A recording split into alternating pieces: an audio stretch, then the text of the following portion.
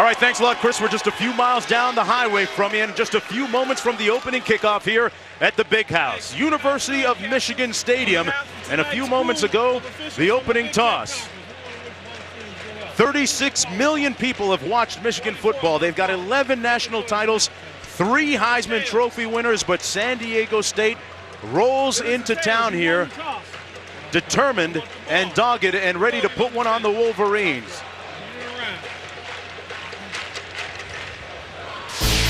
Live from Ann Arbor, Michigan, ESPN College Football presents a battle between the Mountain West Conference and the Big Ten. Number 7 Michigan at 1-1. San Diego State has had a week off to prepare for this one. And Bob Davie, Michigan had a lot of questions coming into this game, but maybe not anymore at quarterback. Well, Mark, most people would think Michigan's biggest concern on offense would be the true freshman quarterback, Chad Henne. It's not. He's been solid the first 2 weeks. A bigger concern is the Michigan running game. Look for them to alternate 4 tailbacks today, trying to find a go-to guy. And it won't be easy. San Diego State's defense is quick, they're aggressive, and most of all, they're confident. They were the most improved defense in the country last year, Mark. San Diego State won the opening toss, and they will get a chance to receive the opening kickoff. And Bob, we talk again about Michigan losing 28-20 at Notre Dame last week. We were around San Diego State all week. They come into the Big House, they say, no big deal. Is this maybe a trap for the Wolverines? Well, Mark, you love this saying, but I'm going to give it to you because it's true. The key for Michigan, don't let Notre Dame beat you twice. And that's easy to say. That sounds like a clever saying. But anytime you lose a big rivalry game, the way Michigan let one slip away to Notre Dame, it lingers with you. And you sense a little bit with these fans, these coaches, and these players, even though they say the right things, there may be a little hangover from last week. Michigan needs to get off to a fast start today, Mark. Michigan trying to extend its home winning streak, Bob, to 12 consecutive games. Troy Nienberg kicking off and back deep. The Aztecs ready to receive. They're going to run this one out. It's Reggie Grigsby, and he's brought down just shy of the 15-yard line. It'll be first down and 10 for the Aztecs, led by their quarterback, Matt Dugalecki, a 6'4", 235-pound junior. His first year as the regular starter, split time a season ago. Interestingly enough, a pianist, a very avid piano player, going to try and put something together here on the field against Michigan. A look at the skill players. Michael Franklin busted the first play of the game last game for a 67-yard running touchdown. And Mark, here's the question mark. Up front, only one starter back. Taylor Schmidt, his first time really being a center. Keep an eye on those shotgun snaps as this game progresses. First down and 10. Dugalecki fires complete. The Aztecs with a good gain out to the 29-yard line. That's Jeff Webb, number 19, an honorable mention all-conference player a season ago. Let's take a look at the revamped Wolverine defense. They've gone to a 3-4 alignment. And anytime you play 3-4, Mark, you have to have a big space eater inside. Gabe Watson, 330 pounds. He lets these linebackers be active, and they're going to actually start 5 defensive backs today. They're in a nickel package because of San Diego State's spread offense. Michigan's defense already with a bunch of interceptions on the season. Jackson, the guy to watch on the corner. The pass incomplete at the 37-yard line, intended for Devin Pitts. It'll be third down and short to go for San Diego State. Actually, they're going to say it's second down and 10 now. And Mark, you will see a lot of looks out of this San Diego State offense. We look at Tom Kraft there, the head coach. He is a multiple formation offense, like a lot of those teams in the Mountain West Conference. Here you see them basically in a 4 wide receiver set, shifting the back into the home position. On second down and 10, little play fake by Dugalecki. Completes it at the 33-yard line to number 16, Brett Swain. The Aztecs really like to spread it around offensively. You're going to see a lot of different movements, a lot of different moving parts to that offense. No question, Mark, and that's the reason you're going to see Michigan starting out with 5 defensive backs in the game. You see Dugalecki right there takes a pretty good whack on the knee.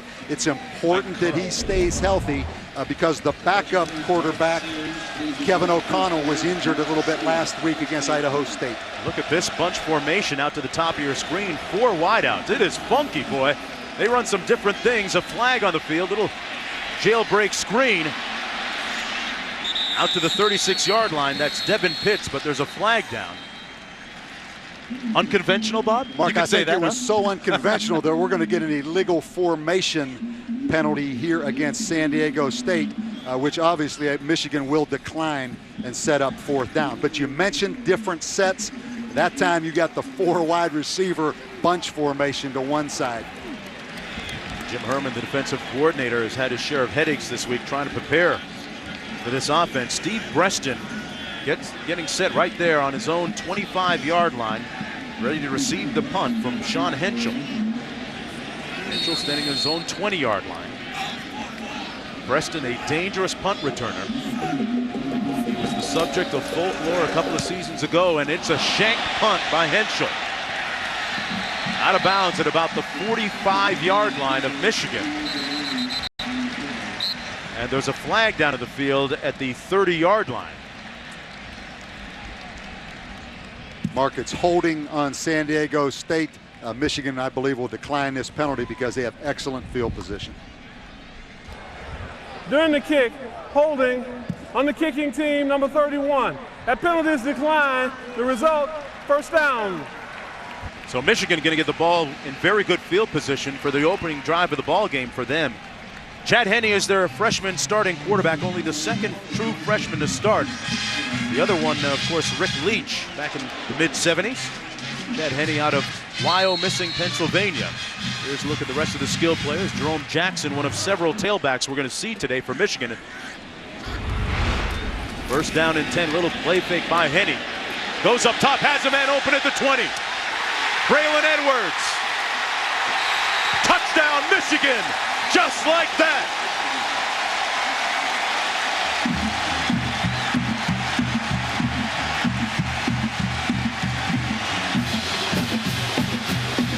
Mark, we talked about Michigan. The best way to get over that hangover, get off to a fast start. You couldn't draw it up any better for Lloyd Carr in this Michigan offense. We look at the matchup on the top, just a simple little stutter and go, and Braylon Edwards runs by Hubert Kalist for the big home run on 1st and 10. Garrett Rivas in for the extra point, and San Diego State has to be at least a little bit stunned after being stung on the first play of the game. Braylon Edwards thought about perhaps entering his name into the NFL draft, but decided to come back. If they had a hangover, well, you know what? Braylon Edwards is their aspirin. Michigan giving San Diego State a headache. We'll be back.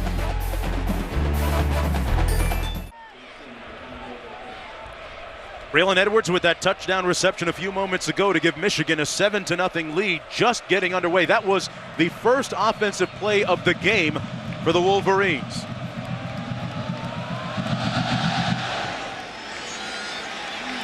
Greenberg's kick down to the 7-yard line. That's Michael Franklin. Franklin is brought down at the 23. Mark, I think we have an opportunity on this touchdown pass for young corners out there. Hubert Kalist right now is in pretty good position. But right here, I want you to look. Notice he's looking back at the quarterback, and Braylon Edwards has a huge advantage on him. You cannot look back to that quarterback when the receiver is out of phase or over top of you. At the end of this play right there, that should have been a penalty on Braylon Edwards for taking that helmet off, but he got that thing back on in real hurry, quick, didn't he? Real quick. A little illegal motion. It's going to be against number 81. False start, offense, number 81. 5-yard penalty, it remains 1st down. Mark, anytime you give up big plays, it affects your entire football team. Not only the defense and Hubert Kalist, the corner, it affects your offense as well. And right now, this football team's back on its heels with 13 minutes and 16 seconds left in the 1st quarter. That was San Diego State that scored against Idaho State in their last game on the first play. It was this guy right here, Michael Franklin, on a 67-yard sprint to the end zone. Ernest Shazer that time making the stop on Michael Franklin. Franklin just 5'7", 180 pounds, a junior. The leading rusher in their last game, had 12 rushes for a total of 101 yards. They haven't played since that Idaho State game 2 weeks ago, and their coach, Tom Kraft, says it's a bit of a curse for them. Mark, I think that's tough. You know, you open your season after going through training camp, and you have a big win where really your starters only played the first half against Idaho State. Then you have to sit back and practice for 2 weeks. So some would think it's an advantage. I do think it's a little bit of a curse. Dugalecki, quick slant complete after the 17-yard line, make it the 18. Devin Pitts with his second reception of the ball game.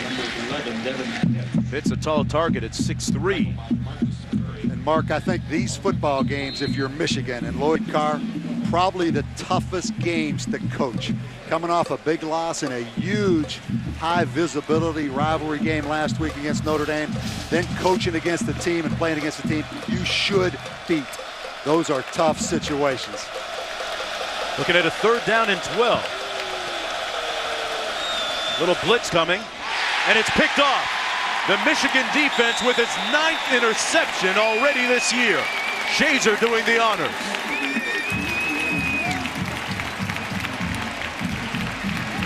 Mark, Jim Herman told us he was going to zone blitz San Diego State. He watched Colorado State last year. Right here is a true zone blitz, 3D coverage. He throws the football right to Ernest Shazer.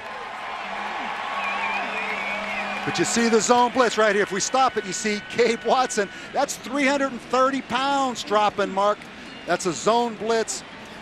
Terrible decision right there by Dugalecki. But summer film study. He watched Colorado State zone blitz, San Diego State, big part of Michigan's plan. Michigan once again, Bob, with great starting field position. This time, Number 7. That's a 5-yard penalty. It's still 1st down. this time at the 21-yard line.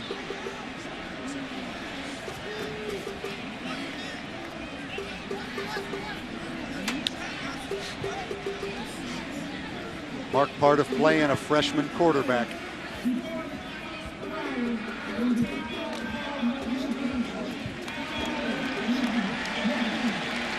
They did get the timeout before the delay of game penalty, but Lloyd Carr told us yesterday, you can't buy experience. So this is part of that learning process for Chad Henne. Henne, the true freshman quarterback, as I mentioned, from Wyoming, Pennsylvania, the subject of a very hot recruiting war between Michigan and Penn State. Michigan eventually winning out, Bob, and Henne deciding to attend Ann Arbor because he feels that the University of Michigan in recent years have developed their quarterbacks a little better than Penn State has. That is his opinion.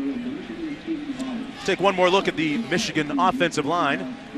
3 out of the 5 starters returning from a season ago. Those 3, Stenavich, Boss, and Matt Lentz. And Stenavich and Botch, the left side of that line, Mark. 17 starts for Stenavich, 28 starts for David Boss. An important job for those guys up front to keep Chad Henne upright. Meanwhile, defensively for the Aztecs, they call them the dark side. That is their moniker. And they're led by these 3 linebackers. Kirk Morrison marked the player of the year last year in the Mountain West Conference. The secondary, they found the newcomer. Hubert Kalist is the only first-time starter of the corner, and he got burnt the first play of this football game. Here we are in 1st down and 10 after the timeout. Henne with a blitz coming. They got him. And he turns it over. It's coming back the other way. Kahui on the run, still on his feet. Down to the 2-yard line. An incredible turnaround. Unbelievable, Mark. And there's a flag down, Bob, at the 22-yard line. The blitz came, and they made Henne cough it up. Kurt Kahui coming back the other way, and then Antoine Applewhite picked it up.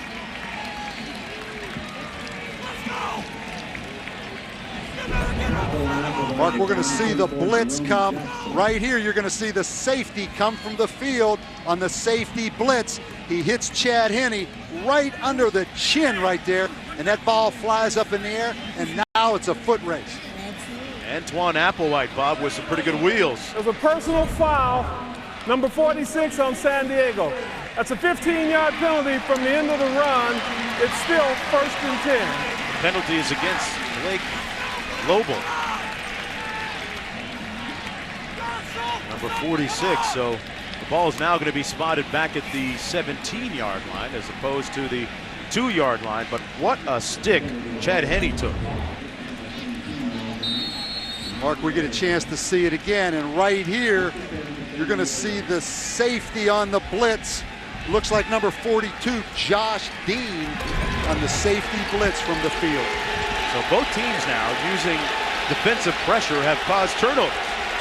First down and 10 Aztecs at the 17-yard line. San Diego State, Mark, a big screen team.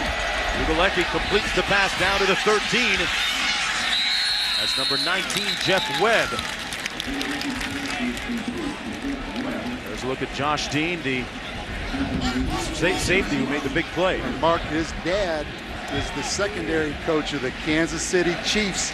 I think his dad dialed that one up from Kansas City on the safety blitz right there. Vernon Dean, formerly of the Washington Redskins. Now, as you mentioned, a secondary coach with the Chiefs. Josh Dean, by the way, went to the same high school as his teammate Morrison, Kirk Morrison, the All-American linebacker. And Mark, momentum of football games, yeah. Huh? Incredible how that momentum shifts that fast. And that's one thing as a coach, you always tell your players, you're really one play from momentum coming your way. San Diego State early in this game completely back on their heels. But Josh Dean, one big play, and all of a sudden field position change and they have some momentum. And Applewhite was the guy who still looks like he's catching his breath there on the sidelines a little bit, Bob. Defensive end, 235 pounds, moved it down the field. Mark, we talked about San Diego State's defense. They were the most improved defense in all of college football last year.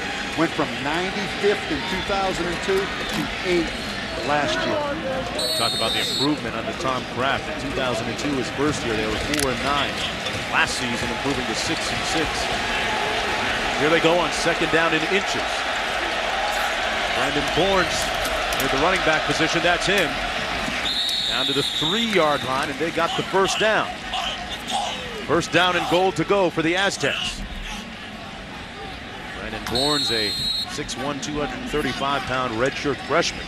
He and Michael Franklin going to get the bulk of the running chores today. First down and goal. Mark, here's where San Diego State, like a lot of spread teams, have really struggled in the red zone. San Diego State last in the Mountain West Conference last year in scoring inside the red zone, only scoring 70% of the time. So with a lot of spread teams, they have difficulty when that field shrinks down because of a lack of a power game.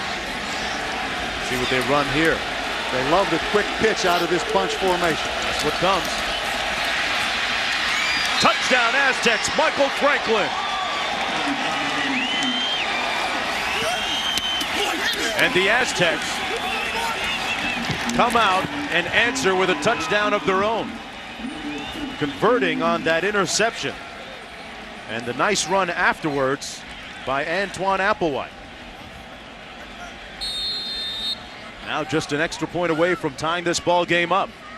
Mark, that was impressive right there. San Diego State was able to take that football from the 20-yard line and score that quickly on this Michigan defense. San Diego State, no stranger to the big stage in the Big Ten. Last year they went into the Columbus and gave Ohio State everything they could handle, finally losing those 16-13. They walked in here yesterday, looked around and said, the big house, hey, no big deal. And a big run right here by Michael Franklin to cap that drive. We are tied at 7 when we come back to Ann Arbor, Michigan.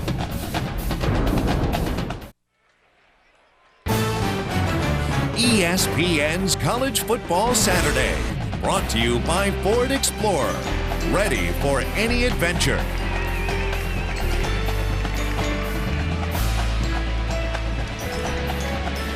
A beautiful, benevolent blue sky spattering down on a wonderful field here in Ann Arbor, Michigan. Michael Franklin scoring a touchdown for San Diego State before we went to our break to tie the game at 7 apiece. About 10.5 minutes to go here in the first quarter. I'm Mark Jones along with Bob Davey, Holly Rowe down in the field, and we've had some big plays already, albeit early in this ball game. Number 15 right there for Michigan, Steve Breston, one of the most dangerous kickoff and punt returners in the entire nation. See if he gets an opportunity here, which he will. From 1 yard deep in the end zone, Breston bottled up and brought down at the 17-yard line. And Mark, if you're Michigan right now, the big mistakes must stop. Last week against Notre Dame in the second half of that football game, they fumbled a punt, they had a blocked punt, They fumbled after reception, and they had an interception.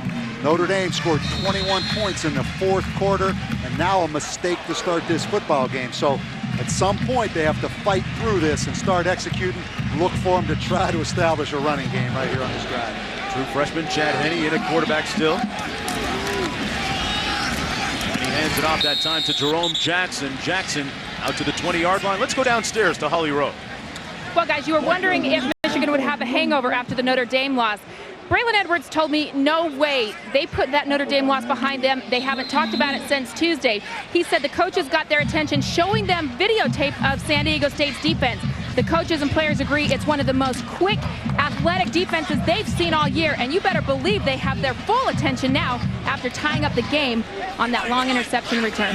Big defensive play. Michael Hart now in at tailback for the Wolverines. Henne with a quick three-step drop, fires incomplete to Steve Breston. It'll be third down and long. One thing, as Holly brings up that point again about the ramifications of last week on this week, Mark, the bottom line, talking to Michigan's coaches yesterday, they didn't play very good against Notre Dame on offense, really, or on defense, particularly in that second half. So at some point, all the rhetoric stops, and you have to line up and play against a really athletic defense in San Diego State. Look at that mercurial turnaround in defense for the Aztecs from last season. Third down and 8.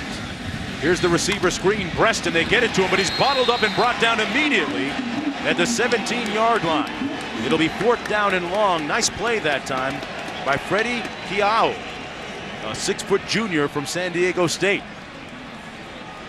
It's 3 and out for the Michigan offense. Mark, you see the suddenness and the quickness of this football team, San Diego State. Adam Finley into punt for Michigan. Kyle Connerly standing on his own 40-yard line for San Diego State. Finley averaging a healthy 44.5 yards per punt this year. Gets off a high spiral. Out of bounds at about the 46-yard line, but there's a flag down on the play. It's going to be procedure against Michigan. You would think that the Aztecs would decline that penalty with the good field position right around midfield.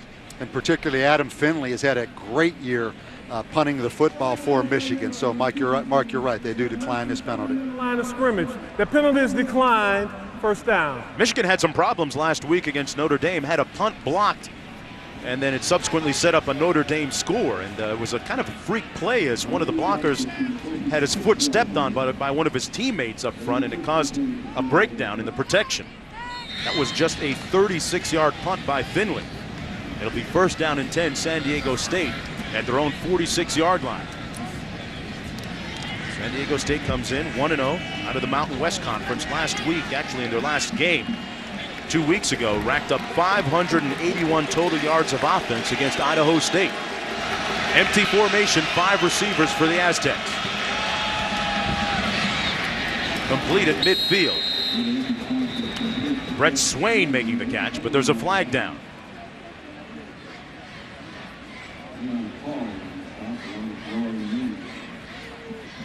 Our referee Steve Payman's been a busy guy.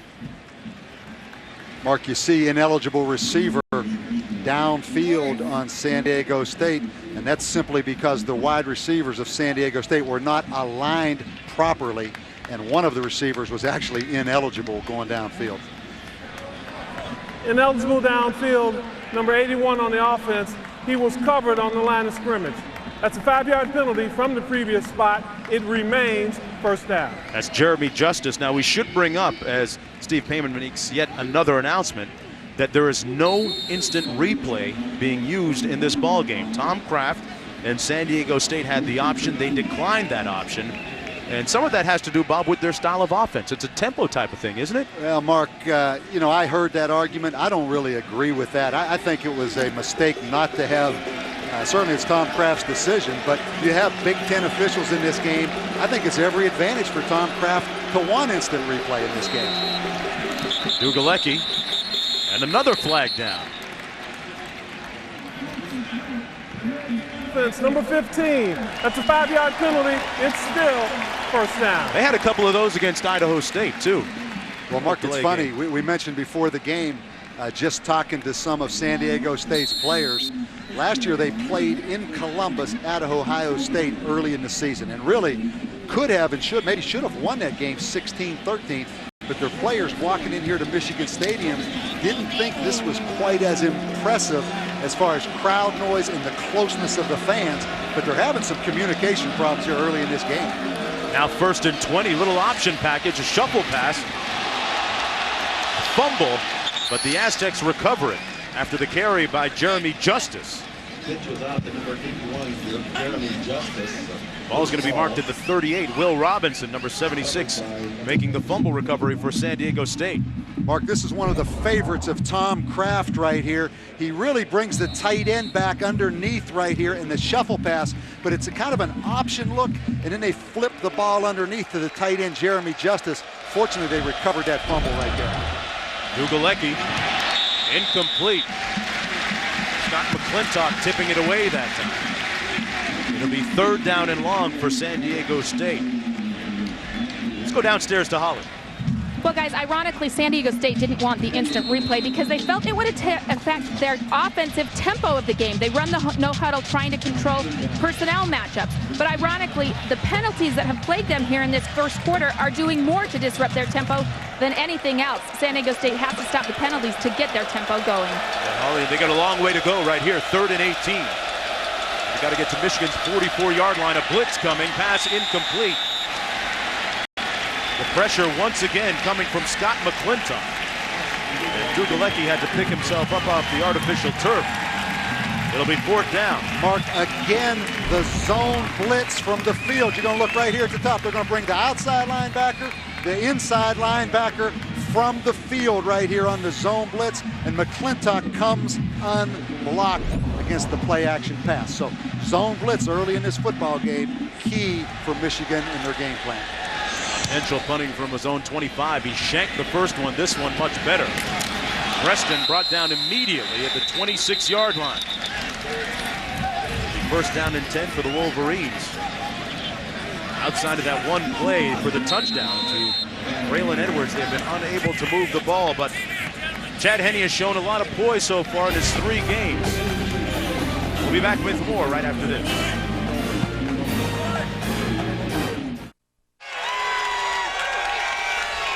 Sevens on the board, 7:28 to go in the first quarter. Don't forget tonight, Notre Dame's at Michigan State, just up the highway. Notre Dame, Michigan State can be seen in stunning high definition on ESPN HD. Call your cable operator, DirecTV, or the Dish Network today. Then it's number 1 USC at BYU. 1st down and 10 for Michigan from their own 27. Jerome Jackson with the carry.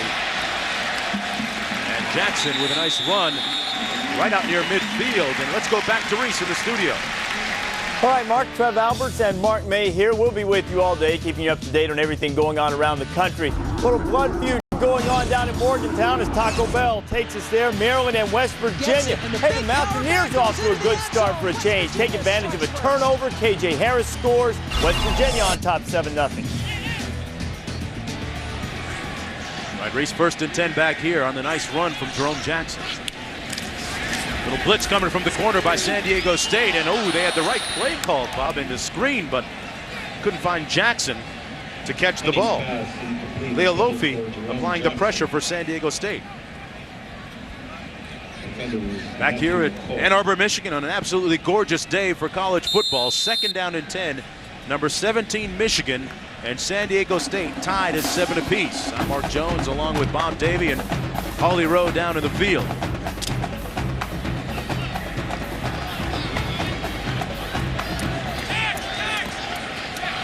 Michael Hart in a tailback now. Hart with a gaping hole. And another 1st down out near midfield at the 49-yard line. Bob, this was one of the concerns for the Wolverine offense coming in. Could they run the ball? Last week they couldn't against Notre Dame. Mark, you're right. They come into this game only averaging 2.4 yards a carry. And you're going to look, one of the signature plays, the lead draw right here. And an excellent little cut right there by the true freshman, Michael Hart. But they're going to play all 4 running backs today, which is tough coaching, trying to alternate those guys in and out there. But they want to find a go-to guy, Mark, before the Big Ten season starts next week at Iowa. Hart Rembert, Jackson, Underwood shaken up last week against Notre Dame. This is hard again. Drilled right near the line of scrimmage at the 49-yard line. And last week they ran the ball 30 times for a total of just 56 yards. There's a look at the numbers on the respective runners. And Mark, that's a good defense they went against last week. The concern more so comes from actually the Miami game the week before. Anytime you lose 1,600 yards at the tailback position with the graduation of Chris Perry, and you don't have an up-and-coming guy. Illegal participation on the defense. They had more than 11 men on the field. That's a 15-yard penalty from the previous spot. The result is a first down. It sounded like when you say more than 11, it wasn't 12, Mark. Like about 14 maybe? Let's kind of try to count them here. That's 1, 2, 3, 4, 5, 6, 7, 8, 9, 10. Well, Mark, it's more than 11. Let's just put it that way. 11 will get him down to the 35-yard line. Another nice run by Michael Hart, the freshman out of Syracuse, New York. Coaches told us that he had a great week of practice. And you get the feeling that he's starting to separate himself from the rest of the pack a little bit, Bob. Mark, and he's running behind a good offensive line. Big David Boss right here, 350-pound left guard. Watch him pull around right here on this power play and match up on these undersized linebackers. Morrison from San Diego State. So you got those big old linemen pulling around on those smaller linebackers right now. Second down and 4. And he hands it off again to the freshman Hart. Brought down to the 22 by Marvell Underwood. Another first down for the Wolverines, doing it on the ground. A good sign for Terry Malone's offense. Mark, one thing when you have a lot of competition at a position, it can bring out the best in players, meaning you better bust your rear end every time you touch it, but it also can bring out the worst if guys try to do too much and just focus on winning that job and not doing what's best for the team. So it's the best case, but the worst case scenario sometimes. Looking at a first down and 10 now. Backs out of the eye. It's Michael Hart again, up and over down to the 17-yard line. And this really underscores the fact that a season ago they had a tremendous running back in Chris Perry. Ran for over 1,600 yards. So as a result, Bob, it's not like Underwood, Rembert, and Jackson got a lot of carries last year. Exactly right, Mark. You bring up a great point. I mean, there wasn't a whole lot of playing time for those guys. And everyone thinks about timing as how it relates to the passing game. The timing in the running game is just as important. And anytime you're alternating backs in there, it's a little bit different. Second down and 7. You saw number 5 Underwood watching from the sidelines. Henny with pressure on his backside. And they blitzed him. Larson got to him for the sack back at the 22-yard line.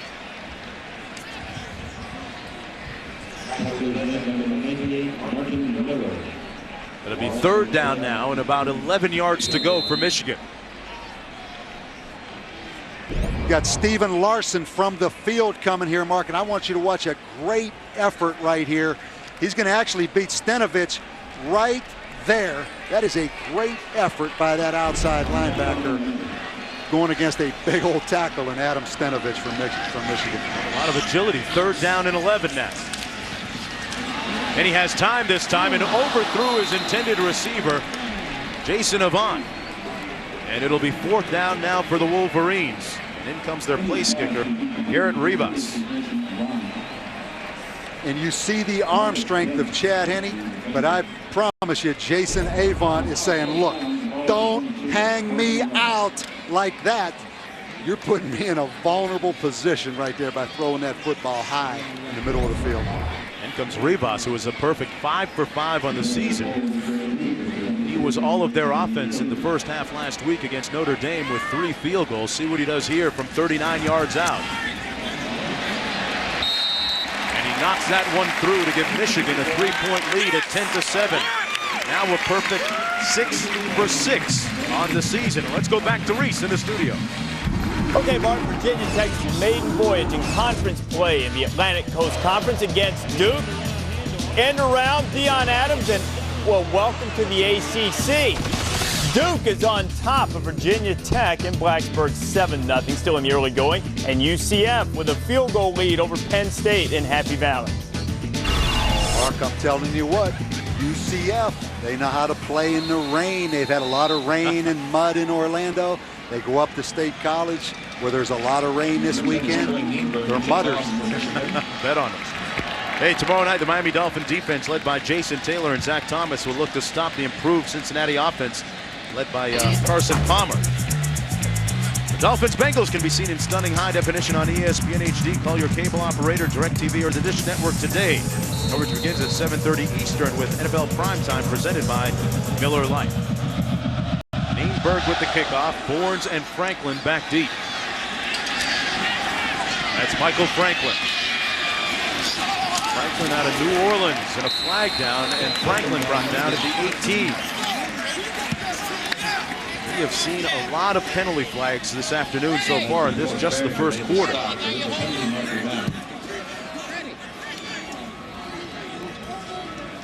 That's going to be against the Aztecs again. Hey, you're a better player. During the return, holding number 33 on the receiving team. Half the distance from the spot of the foul, first down.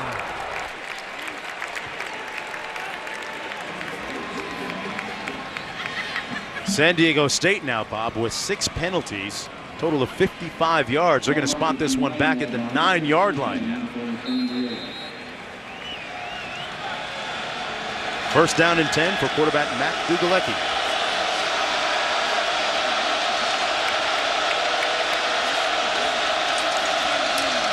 Handed off to Franklin. Trying to bounce it outside, and he's brought down after a gain of about 1-yard line. Michael Franklin, leading rusher in their last game, 101 yards out of New Orleans. Little guy, just 5'7", and he has the same initials as another prolific running back that came out of San Diego State, also from New Orleans, that being Marshall Faulk. Now with the Rams. Comes in here, Mark, 3 straight games of over 100 yards. Rushed for over 1,000 yards in 3 years in high school.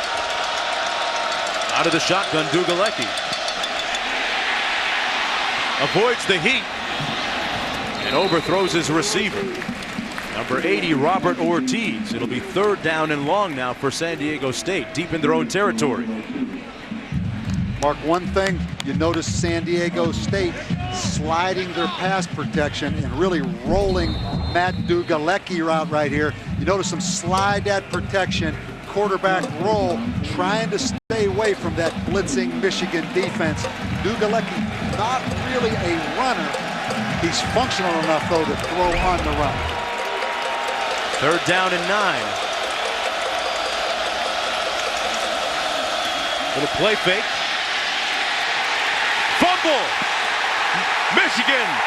Touchdown! Lawrence Reed!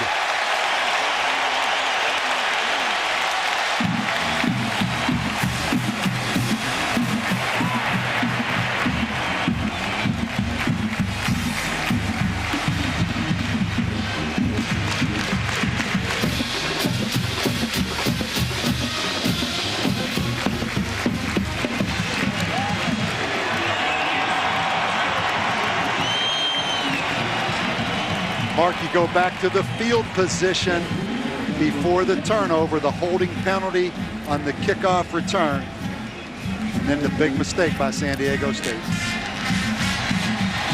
Rivas' extra point is good. Michigan now with a 10-point lead at 17-7. Another costly turnover by San Diego State. This time the Wolverines able to convert on it. And Roy Manning, a linebacker, coming from the backside, strips that football out of the right there. Lawrence Reed gets a freebie. We'll be back with more from Ann Arbor right after this.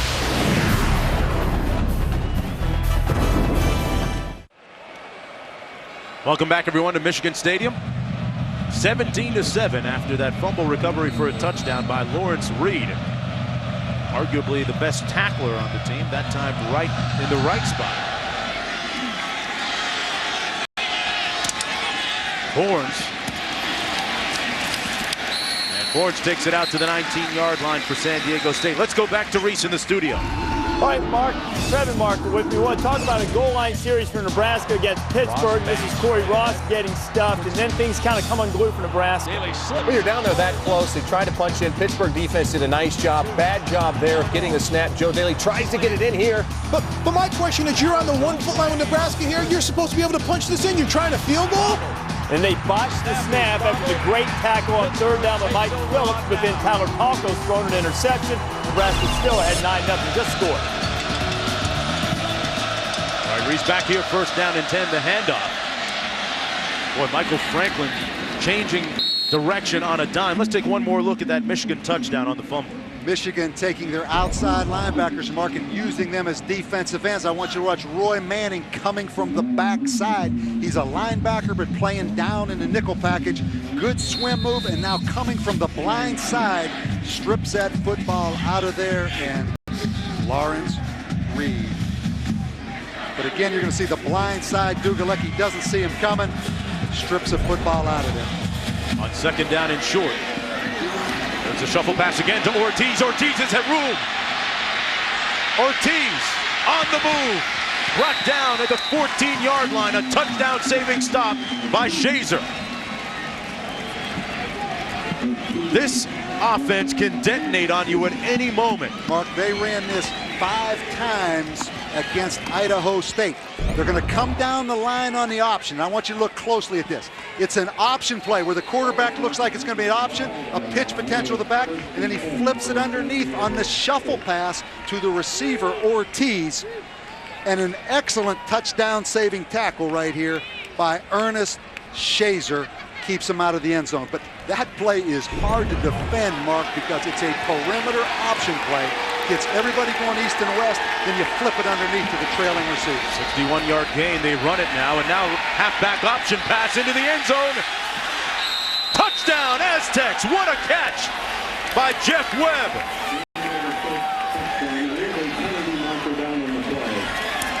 And a flag down, though, in the end zone. Well, we're going to get a after late the hit, fact. roughing the tailback slash quarterback, I think. Boy, they're doing it with smoke and mirrors. Mark, and what a throw. Roughing the passer, defense number 56. There'll be a 15-yard penalty assessed on the kickoff. The touchdown is good. Penalty against Lamar Woodley, but what a catch by Jeff Webb. Had to get those feet in bounds. Jeff Webb, the team's top receiver, led the Aztecs with 55 catches last year for 706 yards.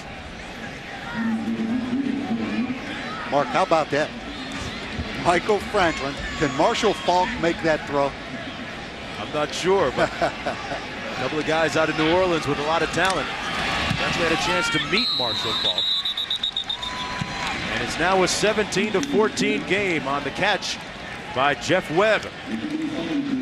Tom Kraft, the deep playbook with a lot of plays. And right here, you're going to see Michael Franklin, the quick little Statue of Liberty, the corner route to Jeff Webb in the corner.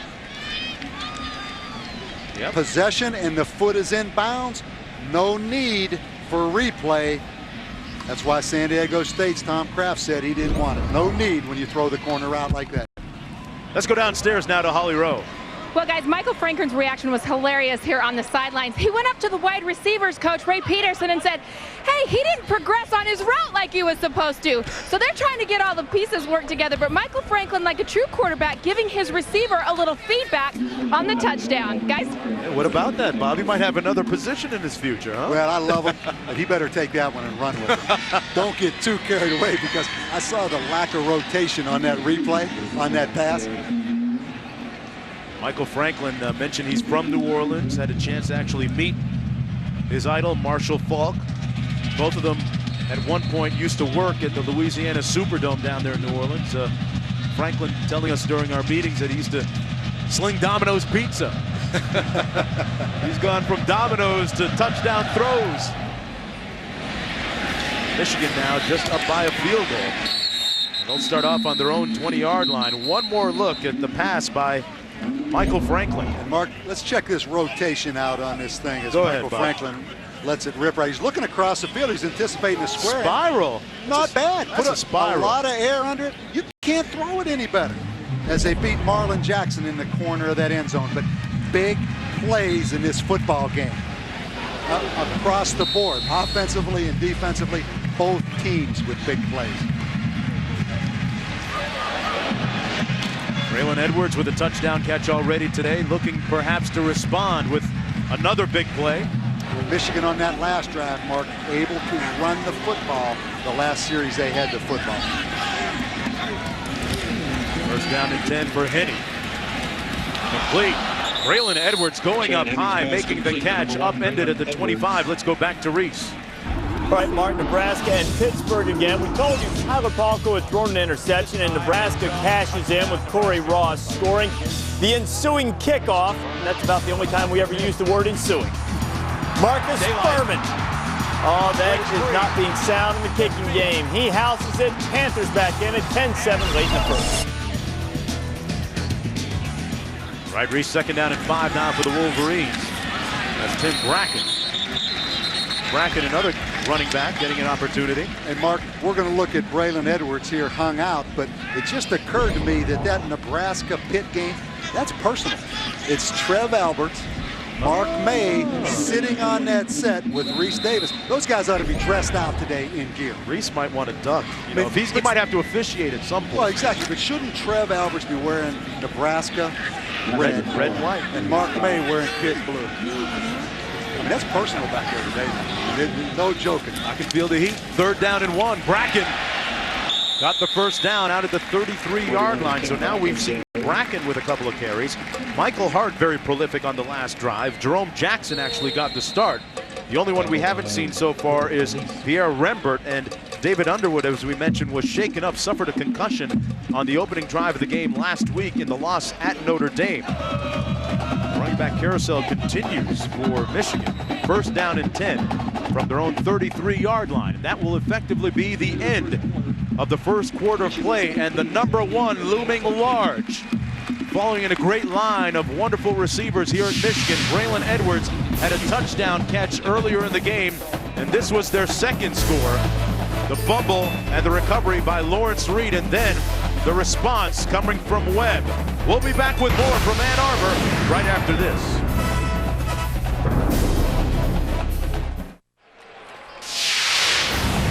Back at the Big House in Ann Arbor, Michigan, number 17, the Wolverines leading 17-14 over San Diego State. And the first meeting all time between these two teams. First play of the second quarter. And he with pressure, and he's sacked back at the 24-yard line by Atahi Maka. The dark side lowering the boom defensively. That's the moniker, the nickname of the San Diego State defense. And again, Mark, a secondary blitz from the field, and excellent effort right there coming up the middle, and gets the sack. Maka with the nice play. Sets up a second down and 18.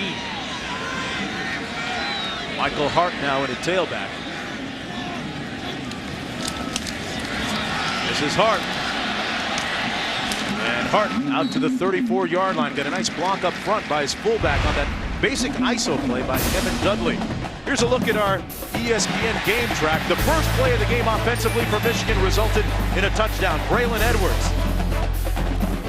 And then San Diego State responding with an interception and a nice run back by number 93 there, Antoine Applewhite.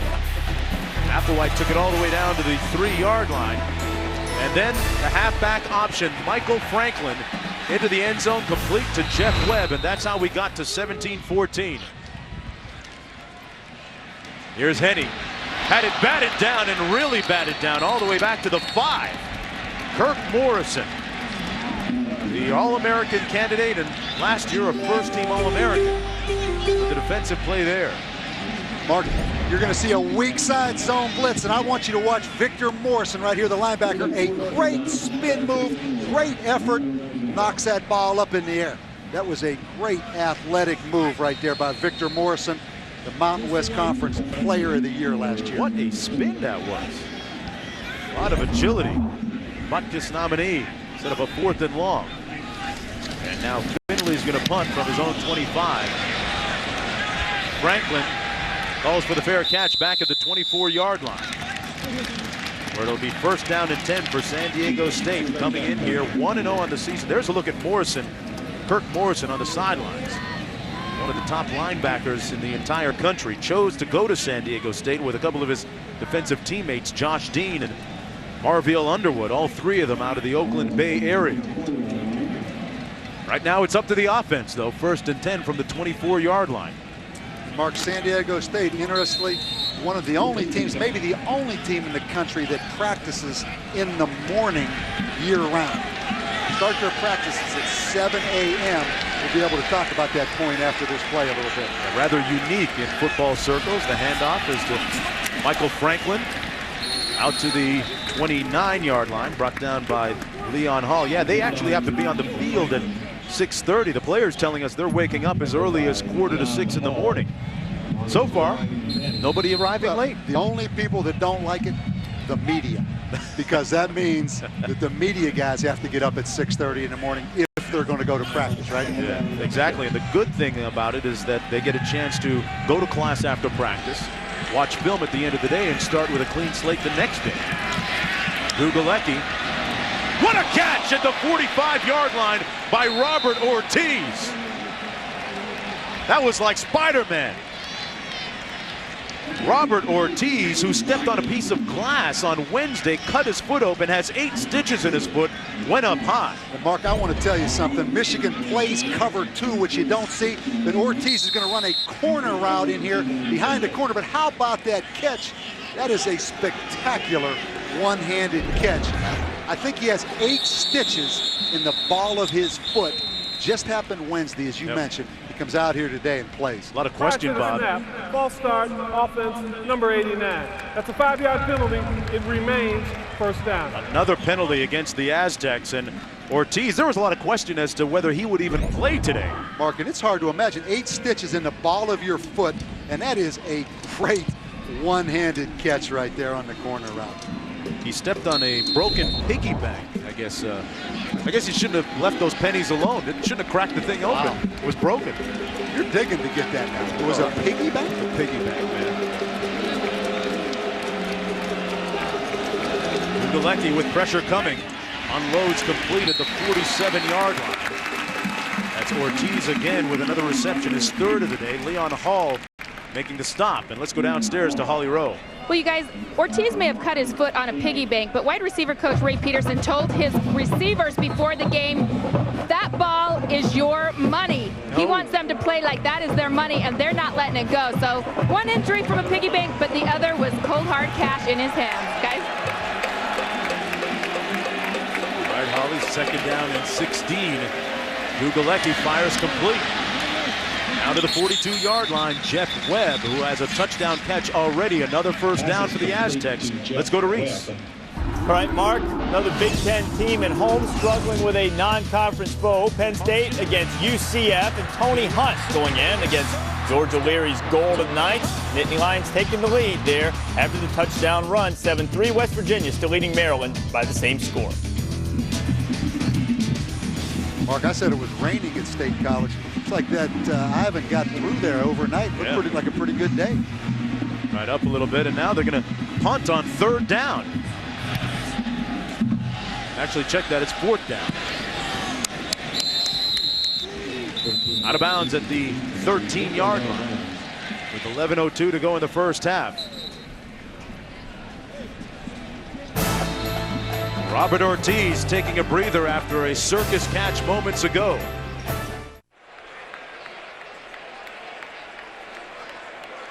.11:02 to go in the 2nd quarter. Michigan with the ball.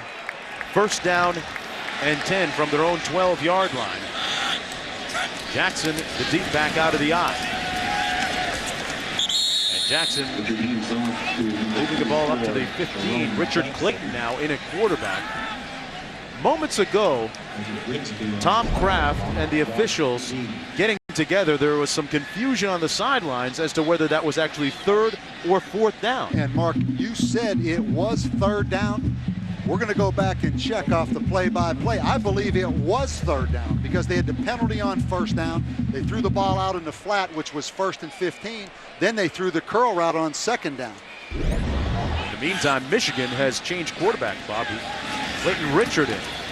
The lefty delivers a strike out to Braylon Edwards at the 26-yard line, and that is a first down. Edwards already with a touchdown catch today. He needed 4 catches coming into today's contest to set a new Michigan record for career receptions.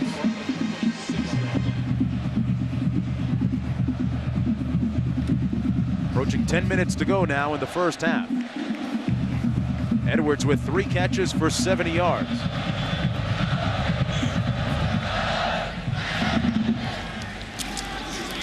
And off trying the right side, that's the freshman. Michael Hart brought down after a gain of about 2. Out to the 29. Mark, part of what Michigan's doing, anytime you don't have success running the football, you also look at your offensive line. And Michigan this week going ahead and playing number 77, Jake Long, the big right offensive tackle, getting him some playing time. They really love this young offensive lineman, number 77, Jake Long. You see him right here, the right offensive tackle for Michigan. Second down and 7. Handed off up the middle. That's Hart once again. Running through the heart of that Aztec defense. Brought down right near the first down marker at the 37 by Matt McCoy. But Bob, what about the quarterbacking change going to Clayton Richard right now? Why do you think coaches might have done that? Mark, anytime you don't win, when you lose a game like you lost at Notre Dame, everybody's job is in jeopardy, from the quarterback to the offensive lineman to the running backs across the board. And I think this is just part of that process. Chad Henne's a young player.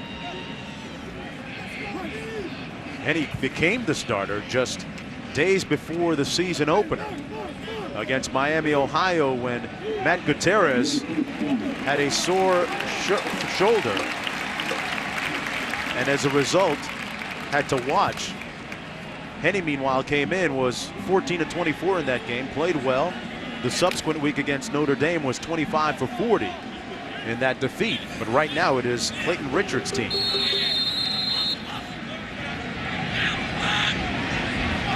First and 10 from the 36 for Michigan. Edwards in motion. Pressure coming by the Aztecs. Edwards with the catch out near the 40-yard line. The ball is loose. And the Aztecs have it. San Diego State ball at the Michigan 39 on the fumble recovery. Mark, this is a quick defensive football team with a lot of playmaking capabilities. I mean, Michigan can run the football on them a little bit, but they look like they're very active. Right here, Braylon Edwards on the little hitch route. That ball is simply pulled out of there by the safety, Marvell Underwood, number 5. And Kurt Kahui made the fumble recovery.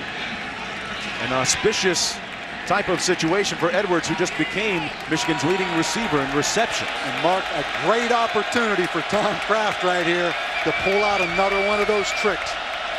Dugalecki back to pass over the middle, wide open. Ortiz, little stop and go. And Ortiz has a San Diego State first down just inside the 20-yard line. Mark, mistakes for Michigan continue to haunt them since halftime of the Notre Dame game. Here we're going to see Ortiz again on the crossing route. Very loose man-to-man coverage right there by Ryan Mundy, number 21, who is a safety. So that's a tough matchup, and they took advantage of the off-man coverage. Dugalecki hands it off this time. Michael Franklin bouncing it inside now. Down to the 14-yard line, tackled by McClintock with 8:39 to go in the first half. Ball on the 14 for San Diego State. Mark, give this San Diego State offense credit. They come in here with some key players not on the field. Wesley Williams, a very talented wide receiver. Linnell Hamilton, an outstanding running back. And they lost their center from last year, Jasper Harvey, who's been suspended for the season. So this is a young football team, but enough playmakers at those skill positions are making it hard on Michigan. Looking at second down and 5 now. Dugalecki Incomplete. Should have been a touchdown. Brett Swain couldn't squeeze it.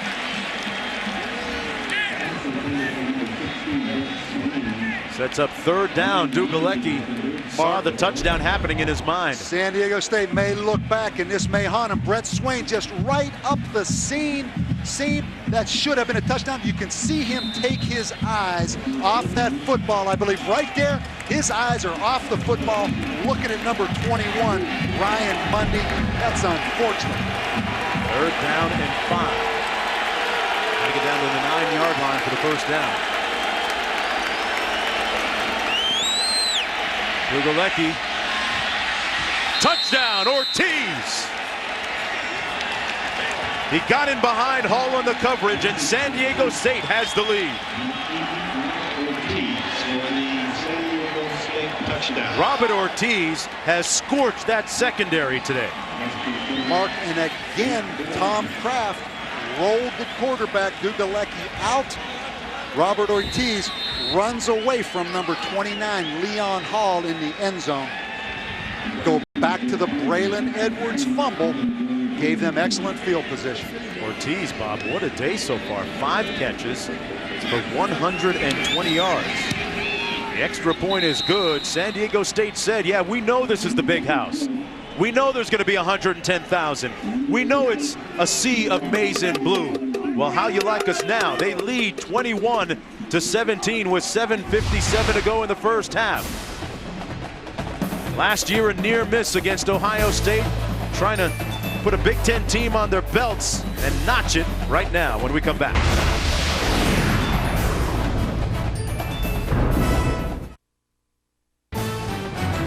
ESPN's College Football Saturday, brought to you by Acura. Experience the performance today at your local Acura dealer. Under a sunny sky in Ann Arbor, Michigan, Ortiz with a touchdown reception a few moments ago to give the Aztecs a 21-14 lead. Number 17, Michigan, reeling just a little bit right now, back on their heels. Steve Preston is one of the kick returners back deep. There he is at the 6. And Preston bottled up back in the 19-yard line. Freddie Keaho making the stop that time for San Diego State.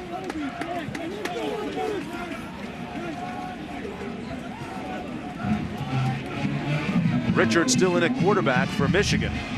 Clayton Richard replacing Chad Henne on the last series. This is going to be his second offensive series. Unable to move the team last time. Chad Henne once again watching from the sidelines. He was 25 of 40 last week for 240 total yards against Notre Dame with a touchdown toss. Pierre Rembert now in a tailback out of the offset eye.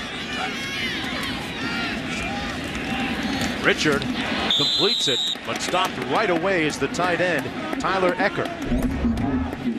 Let's go back and look at that touchdown on the last series, Mark. The first thing you're going to notice is Tom Kraft rolls the quarterback out to get away from the blitz. The second thing you're going to notice is Ortiz in man-to-man coverage right here runs away from Leon Hart, the defensive back, and a great throw by Dugalecki.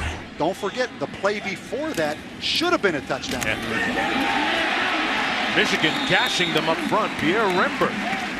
Little acceleration between the tackles. Let's go to Reese for an update.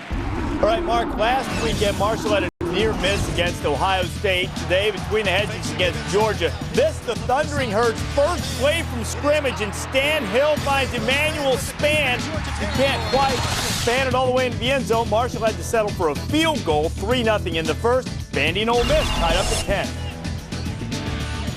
Right, Reese first down and 10 after that Rembert run.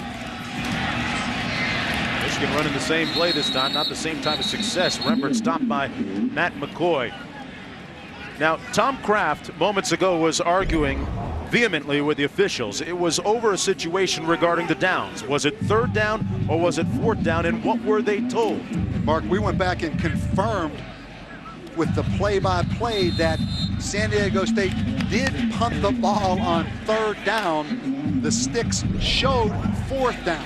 But once again, replay, would have potentially solved that if the replay advisor from the booth would have signaled down and stopped that prior to San Diego State punting that football. So very unfortunate. That should not happen. But here is the first down pass right here to Ortiz. So right now, obviously, it's going to be 1st and 10. This is the first down play right here. So now it is 2nd down and 15 because there was a penalty prior to the first down. Here's the 2nd down marker right here. It's 2nd down on the curl. Should be 3rd down and 5, but obviously they punt the football, and it did say 4th down up here. So a mistake by the Big Ten crew, but Mark, get back to Tom Kraft's decision to not allow instant replay in this game. The visiting team is given the opportunity. And that time the catch is going to be ruled incomplete, intended for Avant. With 5:35 to go in the first half. It'll be 3rd down and about 7 to go. Again, a situation where obviously a team should never be shortchanged out of a down, which happened on the prior situation. Let's go back and look at this right here. Right there, to me, that's inconclusive from what I saw. I could not tell you if that ball was trapped or not. That sets up 4th down. I want to check that. It's 4th down. Pressure coming from outside. They came after him a little bit. Connerly fumbles it.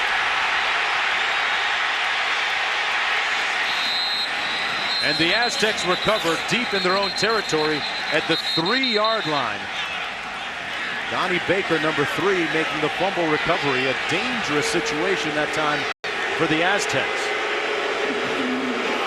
Mark, there has been unbelievable plays in this football game. And let's look right here. The ball clearly stripped out. Right now, it looks like Michigan in great situation. Tremendous effort right there by number 3 from San Diego State to regain possession for San Diego State, Mark. A little bit of everything here in Ann Arbor. A crafty day for San Diego State. Back after this.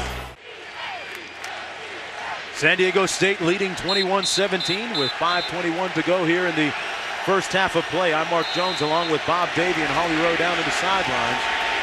Upset brewing here in Ann Arbor. And I'll tell you what, Mark, give credit to this Michigan crowd. They're in it right now. They know it's a dogfight in this stadium right now. Michael Franklin, small in size but big in heart, out to the 7-yard line. Let's go back and take one more look at that catch, or was it really not a catch? Mark, this is the best angle right here to look at this. I believe that was a catch right there by Jason Avant on that prior series. It doesn't matter what San Diego State's coaches are saying. Number 1, they're partial. Number 2, they were behind him. That looked like a good catch. No instant replay being used in this game. At the discretion of San Diego State, the visiting team. Franklin got hit hard. Hung onto the ball out at the 13-yard line. Roy Manning with a man-size hit along with Ernest Shazer. And give Michael Franklin credit right there, Mark, for protecting that football, because he took a lick from Ernest Shazer, all 6'4" of Ernest Shazer. Right here, we look at it from field level. Nice little cut right there. Watch right there. Good job of protecting that football. So many schools that told Michael Franklin at just 5'7", he was too small to play running back at the D1 level. Look for the toss sweep to this bunch formation right here at the bottom of the field, Mark. It's Franklin trying to get to the edge, lunging for the first down, but did he make it? I'm not so sure that he did. Out of bounds right near the 15, pushed out by Marcus Curry. Mark, you did a great job of extending that football right there. Hey, John. Let's see where they spot this one. Talked about Michael Franklin meeting Marshall Faulk, both of them from New Orleans. Let's take one more look. The spot obviously critical. Great quickness by Michael Franklin. Reaches that football out. I mean, it is going to be obviously right at the pylon right there. I mean, that's a great shot of it. From that angle, it's difficult to see. If he didn't make it, it's not for lack of effort. Let's go, defense! Come on! And he got the first down. Mark, that's a huge first down, obviously, field position, and with only 4 minutes left in this first half, San Diego State able to retain possession. So give them credit coming off their own goal line, lining up, running that football with only one returning starter on that offensive line as we look at the statistics right here. Michael Franklin filling in for the injured Lionel Hamilton, a freshman All-American a season ago. Lloyd Carr's defense trying to stymie this drive with 4 minutes to go in the first half. His team down by 4. Oh, what a great Saturday afternoon in this part of the country. Got the Ryder Cup going on. Michigan State, Notre Dame later. And now, though, it's the Michael Franklin show down to the 15-yard line. Stopped up once again by Roy Manning. Talked about the relationship between Marshall Faulk and Michael Franklin. He said that he had a chance to meet Marshall Faulk at a playground in New Orleans. He actually skipped off work one day. I guess I'm not supposed to tell everybody, but I just did. And they spoke for about half an hour. Had a lot in common. Both of them thought to be too small. Faulk certainly wasn't. Play fake. Dugalecki. A little bit high intended for Ortiz. And for more on Michael Franklin, let's go downstairs to Holly. Well, Mark, as you said, they do call Michael Franklin MF2. He said he did some research on he and Marshall Faulk. They were both recruited by SEC schools as defensive backs, thought to be too small to play running back, as you mentioned. But then they've excelled at San Diego State. He said their birthday is just a couple of days apart in February. They both worked at the Superdome. They're both from New Orleans. So he says, I embrace it. MF2, it's something to be proud of, and I hope I can live up to the name. We'll be making up T-shirts for him with that MF2 on it if he keeps playing well. And Mark, you have to wonder when they come back to that shuffle pass to the tight end that they've run in this football game. Dugalecki, they fake the jailbreak screen. Reception made by Pitts, but he had to come back a little bit too far for the ball. Almost had a first down. Mark, I think he's short right here. He obviously did have the first down on the curl route. Then he kind of retraced his steps right there. And Devin Pitts is going to come up short of the first down as Michigan calls timeout to save some time here. I think that's exactly what Tom Kraft was telling Pitts after he made the reception, that you made the catch, but you gave up the first down. But so far, so good for San Diego State. Leading by 4 when we come back.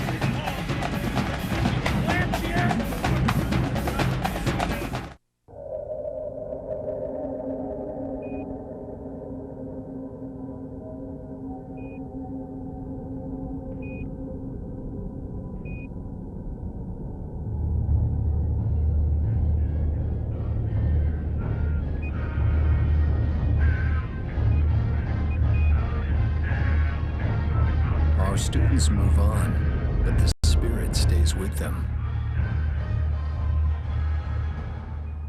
It becomes like a friendly battle for the whole game. You got to keep it to a level where sportsmanship is still there.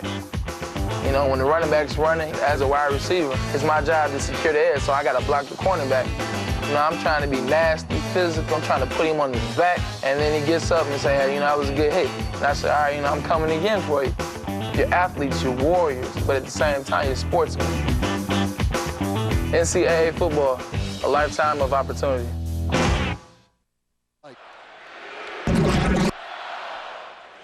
Welcome back, everyone, to Ann Arbor, Michigan. Don't forget, coming up a little later on ABC Sports at 3:30, the ADT BCS Spotlight game, Oregon against number 2 Oklahoma, and Ohio State taking against North Carolina State on the West Coast. UCLA taking on Washington. 4th down now. And the punt by San Diego State. Mitchell. Preston on the run. And Preston stopped up once again. Mark, there's some speed on this San Diego State team. Let's go back and look at the potential 3rd down conversion right here by Devin Pitts on his 3rd and long. Right here, the curl route, excellent throw by Dugalecki. And right, you can see the line right here. He is very close to that first down marker. He spins the wrong way, but Mark, I'm never going to criticize effort. It's easy to sit here and look and say Devin Pitts should have spun inside and made that first down, but I thought he was giving great effort right there. That's just one of those ones you punt the football on 4th down and play again. And Chad Henne now, Bob, back in at quarterback for Michigan on 1st and 10. Got a chance to watch and almost gave up an interception. Marviel Underwood coming in to bat it down. The honorable mention pick in the Mountain West Conference. Batted it away from Steve Preston. Mark, and they love Marviel Underwood, number 5. As you see, Chad Henne really made a bad decision right there. This kid will be an NFL player. He's quick enough to cover and play man-to-man.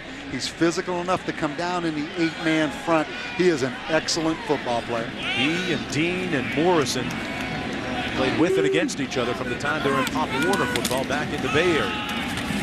And this is Bracken on the carry. Bracken moving the pile right around the 40-yard line. Our 3rd down and about 7 to go. And another tailback in the game. Anytime you have interchanging parts, particularly at quarterback and tailback, as Michigan's doing, it's tough to get rhythm. And this is a big 3rd down right now because you obviously don't want to give that football back to San Diego State. Out of the shotgun, Henne. Incomplete and intercepted. Marcus Demps. His receiver fell, and San Diego State has the ball in good field position. It was intended for Avant. And Mark, body language says it all. This San Diego State team is on fire right now. You see Michigan hanging their heads a little bit. And Jason Avant, you're going to see him slip. Right there he goes down. Excellent throw, but a great interception by Marcus Demps.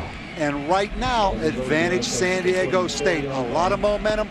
Michigan continues the plague, Mark, of making mistakes like they did in the second half against Notre Dame. Demps, the younger brother of Will Demps, formerly of San Diego State, now with the Baltimore Ravens, giving San Diego State good field position. 1st and 10 out of the shotgun. Dugalecki. There's the shuffle pass again, Mark.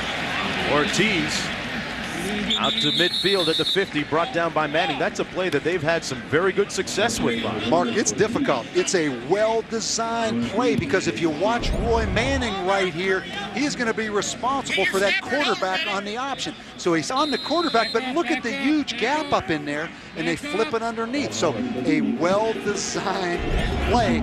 They will come down and pitch that ball on the option at some point. 2nd down and 4. Dugalecki had it batted away, and they're going to rule it incomplete. Knocked away by Larry Harrison up front. Mark. With 1:55 to go in the 1st half now. Don't look away from the screen, Mark, because anything is likely to happen in this football game. We've seen balls tipped, batted, bouncing up in the air, receivers falling down. Just as you'd like it for San Diego State. You don't want it to go according to script exactly.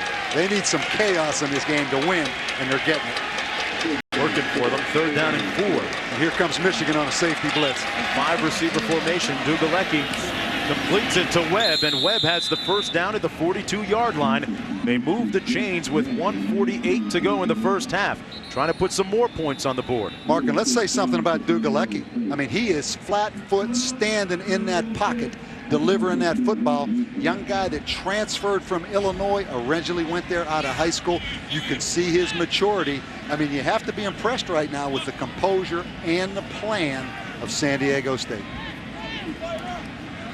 Let's go back to Reese in the studio. All right, Mark, coming up on the Pontiac High Performance Halftime Report. Trev and Mark here as always. We'll see if Notre Dame's on a roll, who might be big in a Big East, and a couple of teams in the top 5, Canes and Dogs, already in action. Well, that team that's big in the Big East may surprise you. We'll find out at halftime. We'll talk about Notre Dame, Michigan State. You'll know in the 1st quarter, guys, if Michigan State has a chance. We'll talk about that. All right, Michigan State's had Notre Dame's number over the years. We'll see if they can continue it tonight. 1st quarter's the answer, he says. See you in a bit. All right, guys, 21-17, and Tom Kraft in his 3rd year as the head coach, a very creative, as we've seen, offensive mind. He played for Claude Gilbert, who was an assistant under Don Coryell, hence and subsequently the passing attack for San Diego State. It's been tweaked a little bit, but you've heard of Air Coryell. Well, I guess we've got Air Kraft right here. And Mark, Tom Kraft's having fun right now. I mean, it's fun to come in here as the underdog, have your bag of tricks and your different schemes. It's opposite on that other sideline right now with Lloyd Carr in a game you're expected to win. So huge difference on those sidelines right now, how they look at this scenario, this football game. On 1st down and 10. Dugalecki on the quarterback draw. Dugalecki makes it down to the 34-yard line. Got a nice gain of about 7 or 8 on the 1st down. pretty good athlete, as he showed on that run. Mark, he's a big guy. You know, we had a chance to visit with him yesterday, and anytime you can spread the field and the quarterback can just be functional, gaining some yards, carrying the ball, that really puts the defense in a dilemma. As again, you see Tom Kraft empty, no back set, spreading them across the field. Michigan looks like they're playing two deep zone right here, so look for a corner route. 2nd down and 2. Unloads it quickly. 1st down. Once again, that time it was Swain down near the 25-yard line. Mark, the problem Jim Herman has right now for Michigan, we've seen him play man-to-man coverage a few times. He's having trouble covering them man-to-man. When they play zone and sit back, they're creasing them a little bit. I think Jim Herman has to zone blitz a little bit right now and create some pressure on this quarterback. 1st down and 10. Empty formation. Ugalecki incomplete at the 15-yard line. It'll be 2nd down with 46 seconds to go and a 4-point lead. Well, Don Coryell, former head coach of the St. Louis Cardinals, one of the great innovators of offensive football, and also with the San Diego Chargers. And one thing Tom Kraft's done a great job of, Mark, he is a graduate, as you mentioned, of San Diego State. He's come in and sold these players on the tradition of San Diego State, and they've had a bunch of players come out of there. Don Coryell made the trip with the San Diego State party, as did Tony Gwynn, baseball coach for the Aztecs. An employee for us, too. Ugalecki under heat, a blitz coming, and he coughed it up. Michigan has the ball at San Diego State's 34-yard line. Alex O'Feely made the fumble recovery. The big hit was made by Rodell Biggs. We talked about zone blitz. Jim Herman is going to bring right here from the field Marlon Jackson on the zone blitz. You see the defensive end spy out, just simply outnumber him, Mark.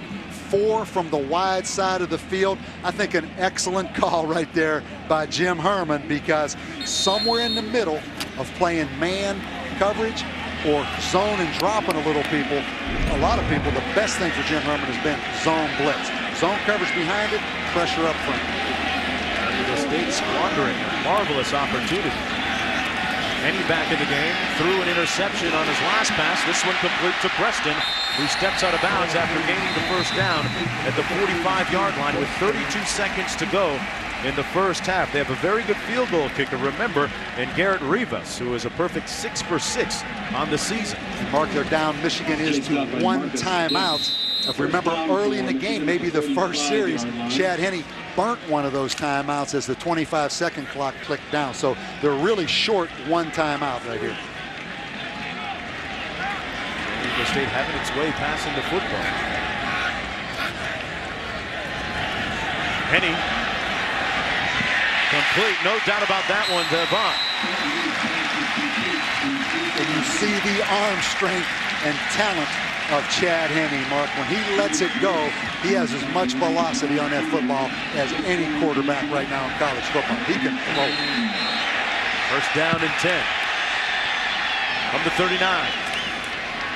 Henne going up top, has Edwards, and he overthrew him. Incomplete. He got it behind Marcus Demps, and it stops the clock with 18 seconds to go in the 1st half. Marcus Demps, number 21, is San Diego State's best corner. They love his athleticism, but right here, Braylon Edwards just flat runs by him. Should have, could have been a touchdown right there. Instead, it's 2nd down and 10 to go. Michigan again, Mark, with 1 timeout left in this half.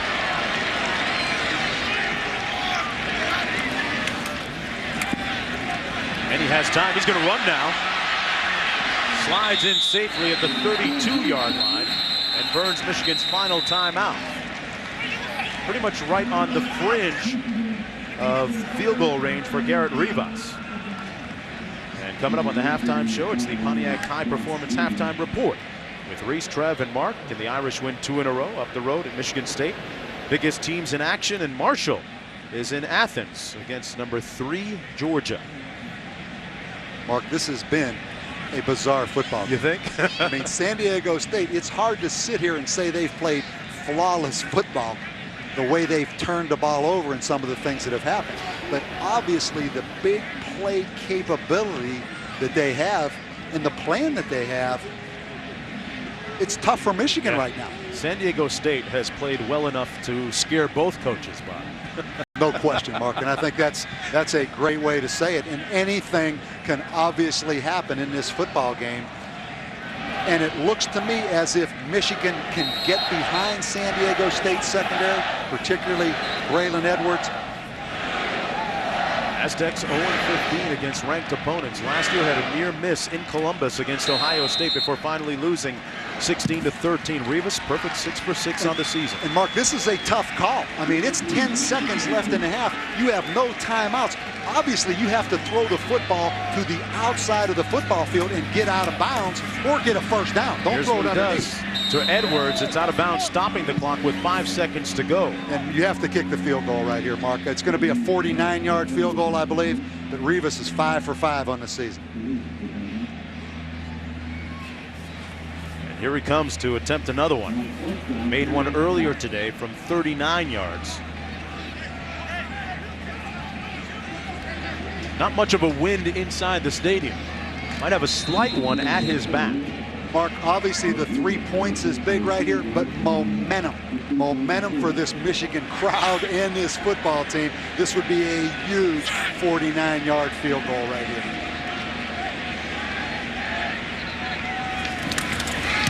Rivas not going to make it. Wide and short to the left, and that's the end of the first half of play. San Diego State rolling into Ann Arbor out of Montezuma Mesa in San Diego, ready, poised to strike in the second half. And let's go downstairs to Holly Rowe. Coach Kraft, what's it like to go to the locker room with a lead at the big house? You mean the game's not over? I wish it was over right now. No, we, it took us a while to start going. I mean, it's been 9 weeks and having one game, but we started getting into a rhythm, particularly up front with our defensive line stunts, and I think we're starting to get in the rhythm of this game. What happened with the punt on supposedly 3rd down? Well, it was 4th down on the yard markers, 4th down on the scoreboard, and the officials signaled 4th down, so I got to go with them. What did the official tell you? Well, they changed their story like they always do. All right, we'll see you in the second half, Coach. Thanks, Mark. All right, Holly, good question. And we got our answer finally. San Diego State leading 21-17. Right now, we're going to go back to the studio for the Pontiac High Performance Halftime Report with Reese, Trev, and Mark. Reese, a little bit of everything in this game. Very spicy, buddy. But I'm very concerned about Tom Kraft. He seems to be wound very tight. I think he's very nervous about this game. His team played with a great deal of energy. They were very loose. And, this is a team, this looked like a get-well game for Michigan. The San Diego State picked by many to be second in the Mountain West Conference, and you liked the way they performed on D. Well, Tom Kraft said it with Holly Rowe there. I think the whole point, Mark, is the speed and athleticism of this defense, the way they're getting up the field. I mean, Michigan's wide receivers and running backs can't catch the defensive end. And what happened to Michigan's offensive line? They can't line up and run against anybody right now, Mark. And I think the intimidation factor going to the big house, these guys aren't intimidated at all. They came out from play one and hit Michigan right in the mouth and said, hey, we're here to play game. We're not here to back up. We're going to show you and dictate to you that we're here to win this football game. And they've done that thus far. Well, you remember last year they were at Ohio State, and that Aztec defense did not give up an offensive touchdown to the Buckeyes. And even though Michigan has scored, they've played well in the first half, both sides of the ball. Well, Notre Dame last week took it to Michigan in the second half, and the Fighting Irish will try to build on that by going at Michigan State tonight and trying to make it 2 in a row. This is a rush defense type of game. Who is going to be able to stop the run? Notre Dame has done so far. Michigan State, albeit against lesser competition, has been able to run the ball some. I think the key for Notre Dame, they have to continue what they've done best, and that's stop the run. They're only giving up an average of 1.2 yards per rush. Put the pressure on Michigan State's young quarterback, Stephen Reeves. Take him out of his comfort zone, which means on first down, not allow a running back to get 5 or 6 yards plus. Make the quarterback make decisions on second and third downs. I think Notre Dame's defense will dictate to Michigan State's offense. I think the whole story in this game, guys, and we'll figure it out in the first quarter. I'm just going to watch the first quarter of this game. I think if Michigan State has a chance in this game, Chris Smeaton, the defensive coordinator, sell out stopping the run. They couldn't stop Rutgers. They couldn't stop Central Michigan. Sell out. Get 8 or 9 guys up around the line of scrimmage and make Notre Dame throw. If they can't get Brady Quinn in 3rd and 6 or 3rd and 7s, they have no shot. I mean, the bottom line is first quarter, stop the run. That's the whole key for Michigan State. I think at the end of the first quarter, we'll we'll just sit here and say, well, they don't have a shot if they can't stop the run. They have given up big plays in the running game in the first two. Have given up a 56-yard touchdown, a 90-yard touchdown run. We'll see if they can stop the Fighting Irish from running the ball. We will continue the Pontiac High Performance Halftime Report. That's why I'm here, trying to set you guys up, set the table for you. Speaking of being able to run the ball, K.J. Harris of West Virginia. It was an ugly first half. We'll tell you how the Mountaineers did against the Terps.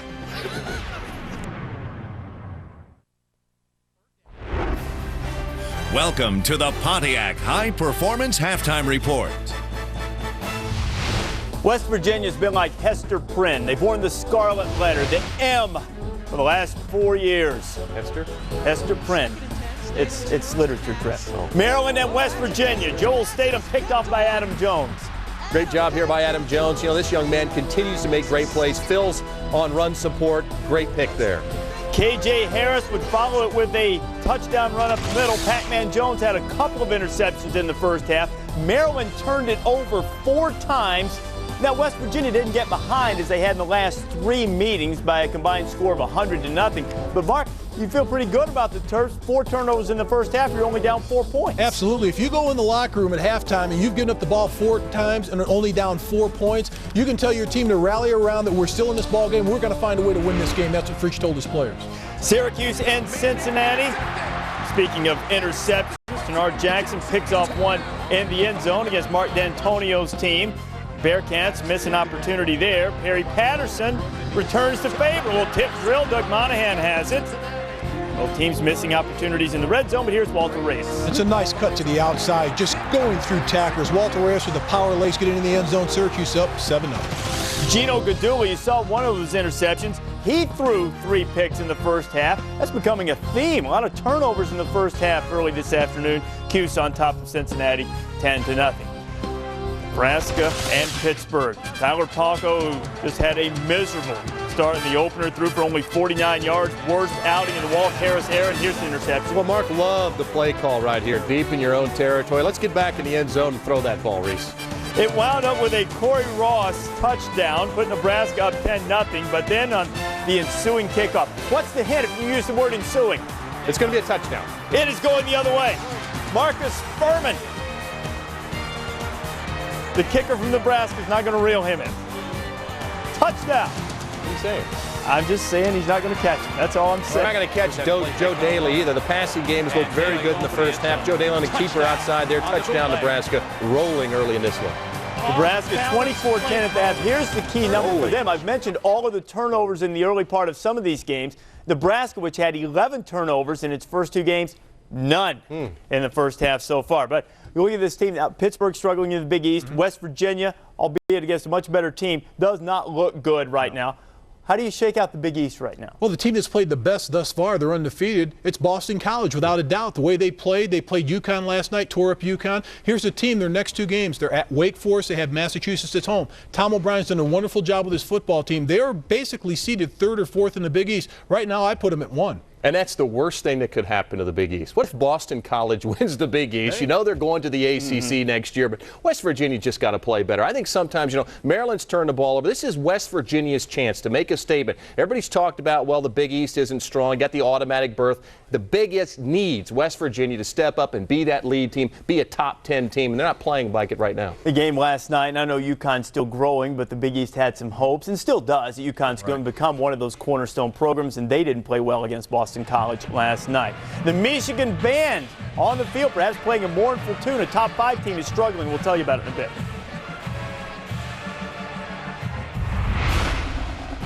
The Pontiac High Performance Halftime Report is powered by Pontiac and the first ever G6, the next official performance machine of the NCAA.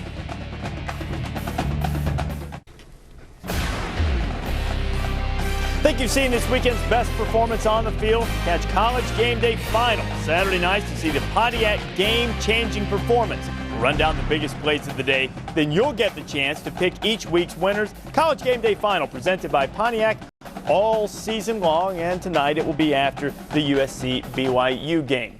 Oklahoma's had a change on defense and not one that they anticipated. Bob Stoops has dismissed Dusty Dvoracek, a starting defensive tackle and erstwhile team captain, from the team.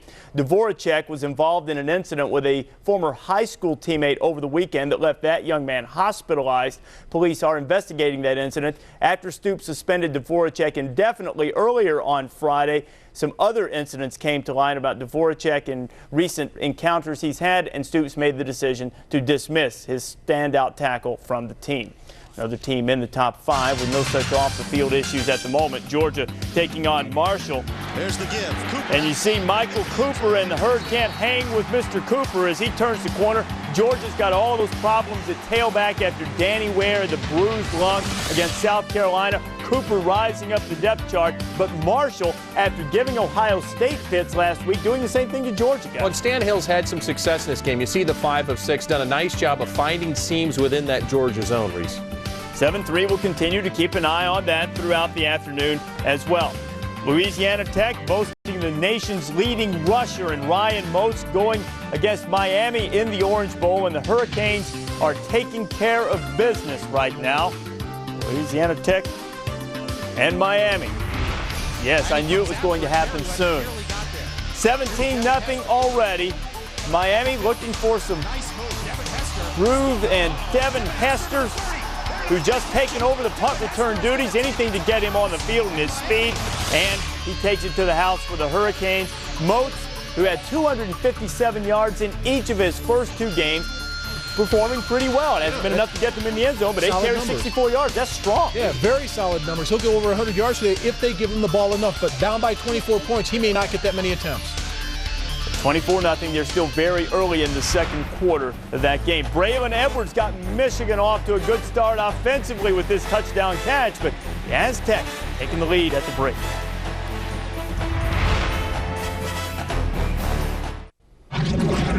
We're just getting our day started. College football Saturday prime time. First, we'll start in East Lansing. Notre Dame trying to follow up its win over Michigan by breaking a hex against Michigan State. And then USC. Norm Chow, the offensive coordinator, going back to BYU, where he spent nearly 3 decades. Leinart said it's his house. We want to win it for it. See what kind of show the #1 Trojans put on at 10 o'clock Eastern time. The maiden voyage in the ACC for Virginia Tech against Duke. Watch Brian Randall get loose, guys. We've always marveled at his escapability there. Wanted to pitch it inside, uses his vision, gets outside, the speed into the end zone. Great run for Brian Randall. They outgained Duke 247-64 in the first half. Tech's rolling. This is UCF, University of Central Florida, and Penn State. There goes Tony Hunt. What a great cutback, a spin move. Look at him get to the outside with his speed. Power football by Penn State in for the score. Taking the lead there at 14-3. Joe Pa's team bouncing back after the loss to Boston College. They're on top, just starting the second half there, 21-6. Hunt's got 60 yards. Hey, on paper now, BCS Buster's team, this is TCU's toughest non-conference opponent, and they're all over Texas Tech, 21-7. That's Gary Patterson getting it done again. He always fields a solid football team, one of the best coaches in a non-conference. How about this? Our game, got a Mountain West team playing well against Michigan, and then we've got a team headed to the Mountain West, and TCU against a Big 12 team playing well. San Diego State, that team that's already in the Mountain West, trying to climb a second half mountain against the Wolverines. The Pontiac High Performance Halftime Report is powered by Pontiac. Vote for this week's Pontiac game-changing performance at ESPN.com/Pontiac. San Diego State leading by 4, 21-17 as we get started here in the third quarter. Let's go downstairs to Holly with Lloyd Carr. Carr, what did the alternating at quarterback and running back do to your momentum during the first half? I don't think it did anything. What did you think about the officiating? You don't have instant replay. How did it affect the game? Well, I think the best officials in the country are in the Big Ten Conference. Okay. Tell us what you're expecting here in the second half. I'm expecting a comeback. The kids are saying set the tone. Where are they getting that from? Well, you know, we're in a position coming off a very difficult loss. Now we're behind at the half. We're going to find out a lot about our football team right now. Thanks, Coach. Thank you.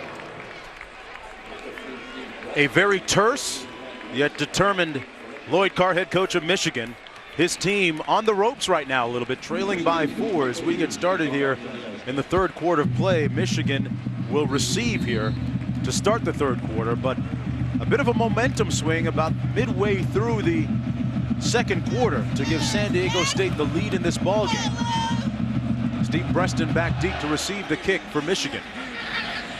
And it's going to be Breaston at the 7.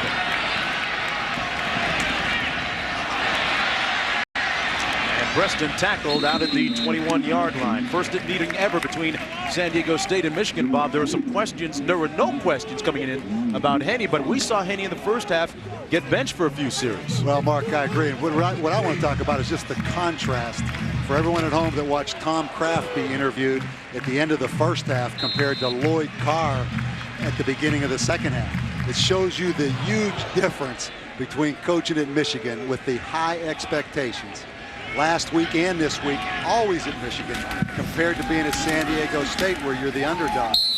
The concern is, if you're Michigan and the football team, that you feel like you're carrying the weight of the world on your shoulders. They were supposed to win last week in South Bend. They didn't. They self-destructed in the second half. It's continued in the first half. So Tom Kraft shows you the attitude of his football team, letting it rip. Lloyd Carr right now tight. Also, it is the difference between being the underdog and the favorite. It's a lot tougher sometimes being the favorite. On 2nd down and 6 for Michigan. Slant pass complete at the 35-yard line to Jermaine Gonzalez, the 6'2", 205-pound senior. Let's take a look at the first half statistics. San Diego State had no problems throwing the football, 213 total passing yards alone. And Mark, when they had time, they carved Michigan. Also, the hidden stat of that little shuffle pass counts as passing yardage for San Diego State. Michigan needs to continue to zone blitz the San Diego State offense. Michigan's offense needs to hit some open receivers right here because they've had some guys open. Henny looking for an open man downfield. He had Edwards earlier. This time Edwards with the catch and a first down at the 18 in behind Caliste.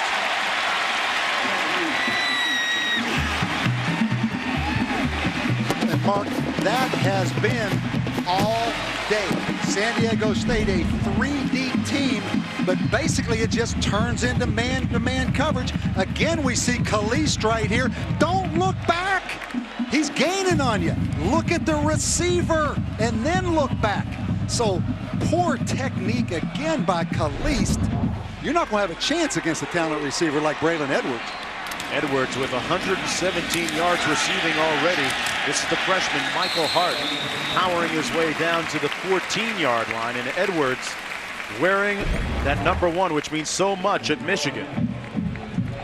Mark, and Braylon Edwards for the 3rd time today, twice against Caliste, once against Marcus Demps in behind that corner. Braylon Edwards did a lot of work this summer on coming out of his routes, that time just using his speed to get downfield. 2nd down and 4. Michael Hart. Hart tackled just shy of the 10-yard line at the 11. Close to the first down marker. And Michael Hart, a true freshman, Mark, as you mentioned, out of Syracuse, New York, had 5 carries for 17 yards against Notre Dame. Not very big, but as he develops over the next couple of years in his weight program, he's going to be one of those strong, compact little running backs we see everywhere across the country. Pretty much a trend in college football. 3rd down and 1. Jerome Jackson, the deep back out of the offset eye. Jackson going to be close. Mark, it doesn't look like he has it based on the spot right here. And I think Lloyd Carr has to go for this right here. A field goal is not going to do him a lot of good right now. He needs a touchdown. So look for him to go for it on 4th down.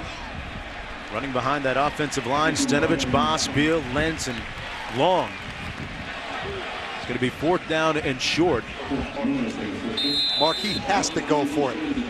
It sends a message, just as he sent a message to Holly Rowe coming out of halftime. We got to line up and go after him. They're going to waste the timeout right here again, but this is a true freshman quarterback. Let's put this in perspective. Terry Malone, the offensive coordinator, says that he's only got about 75% of the offensive package in for his freshman, Chad Henne. And Mark, they mentioned last week on the road in South Bend, they had several missed calls, a lot of them involving the wristband, where Terry Malone signals down the play and then the quarterback looks down at the wristband. So they had communications problems on the road. Probably disappointing to have those kind of communication problems today at home as we look at Terry Malone up in the booth. Terry Malone is the third-year offensive coordinator at Michigan. College football continues tonight on ESPN. Notre Dame and Michigan State just up the highway at 6:55 Eastern. Notre Dame and Michigan State can be seen in stunning high ESPN HD, high definition. Call your cable operator, DirecTV, or the Dish Network today, followed by #1 USC at BYU. That one at 10 p.m. Eastern. Mark, what do you think? Quarterback sneak? Henny? I say you give it to your tailback. I think Michael Hart's going to a little lead with Dudley. It's not Chris Perry back there, though. But here it is on 4th down and short.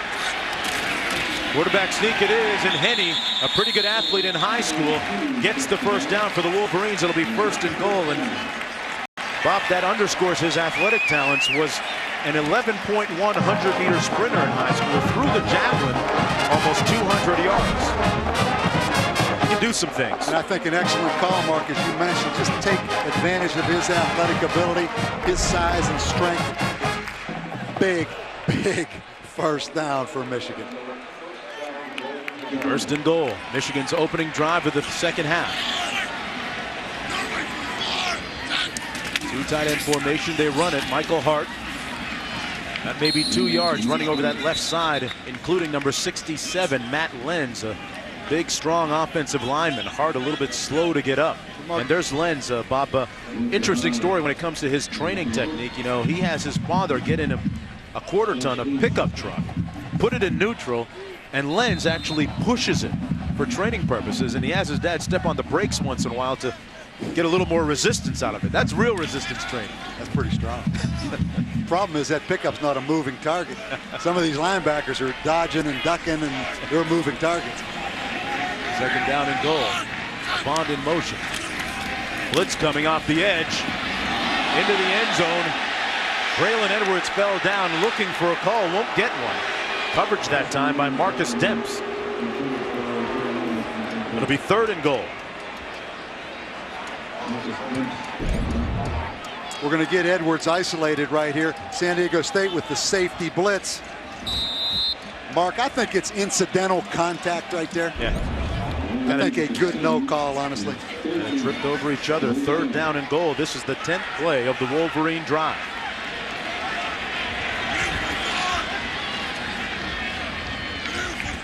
Preston motions out of the backfield. Edwards, touchdown!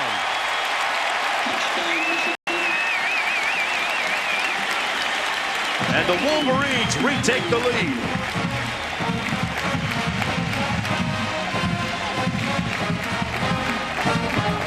Big 4th down conversion. Michigan takes advantage of it, and a big 3rd down throw, Mark, to Braylon Edwards for the touchdown. What a monster day for Edwards. Last week had over 120 yards receiving. Doing it once again today against San Diego State. He's an African-American studies major. Braylon Edwards really taking his major to heart. And to quote the civil rights leader Frederick Douglass, who said, if there is no struggle, there's no progress. It's been a struggle, but they're making progress when we come back.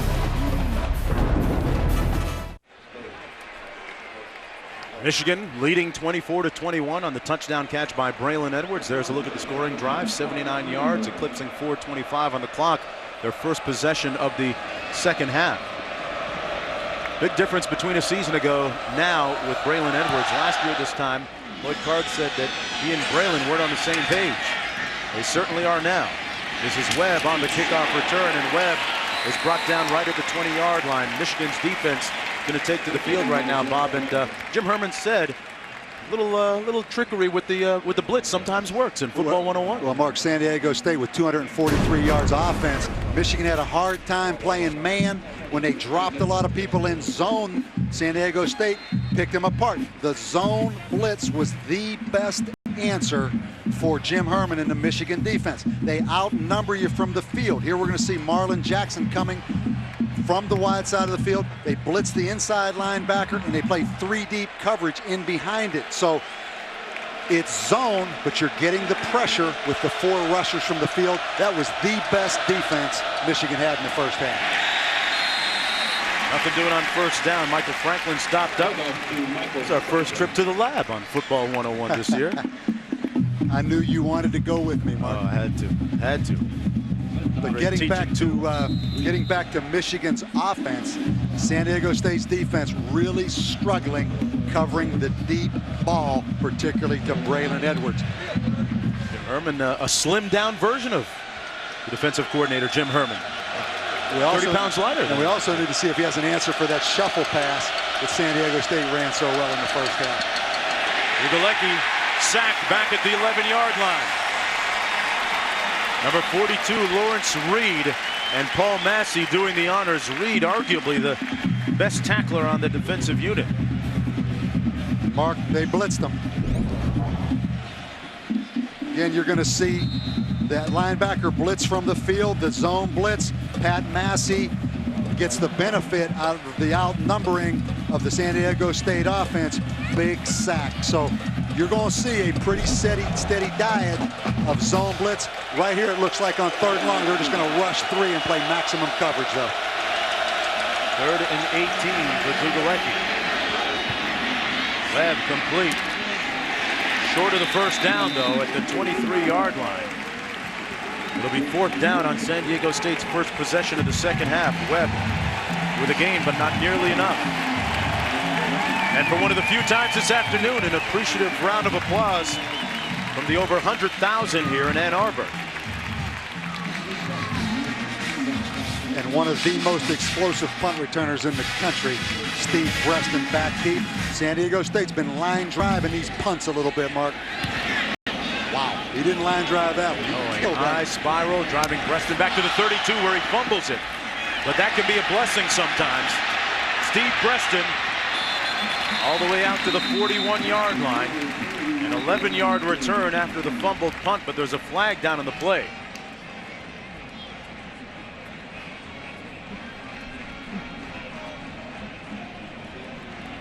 Going to be holding against San Diego State. Mark, that's the 2nd time today San Diego State's been called for holding on punt protection. Something you don't see called a whole lot.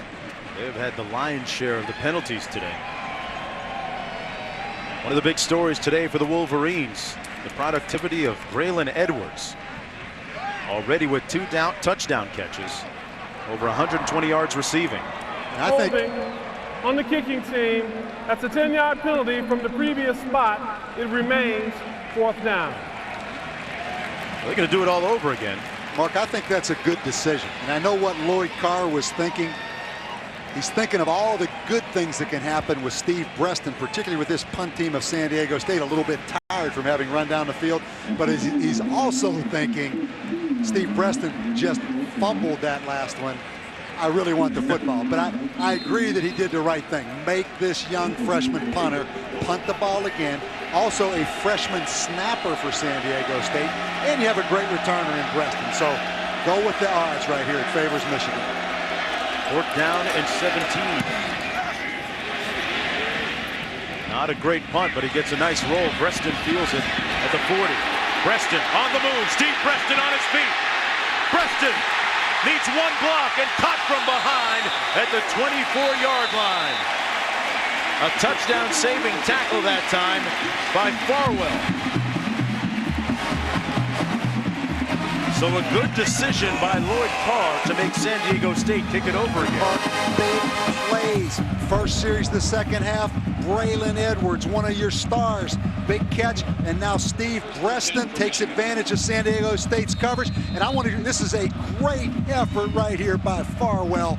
And you said it, Mark, a touchdown saving tackle. But Michigan's big-time players, Braylon Edwards and Breston, stepping up right here in the second half. You know, Breston is kind of like Novocaine. After a while, you're going to feel him. Ooh. It just takes a while. Here's the run by Jerome Jackson, and Jackson out of bounds at the 18-yard line.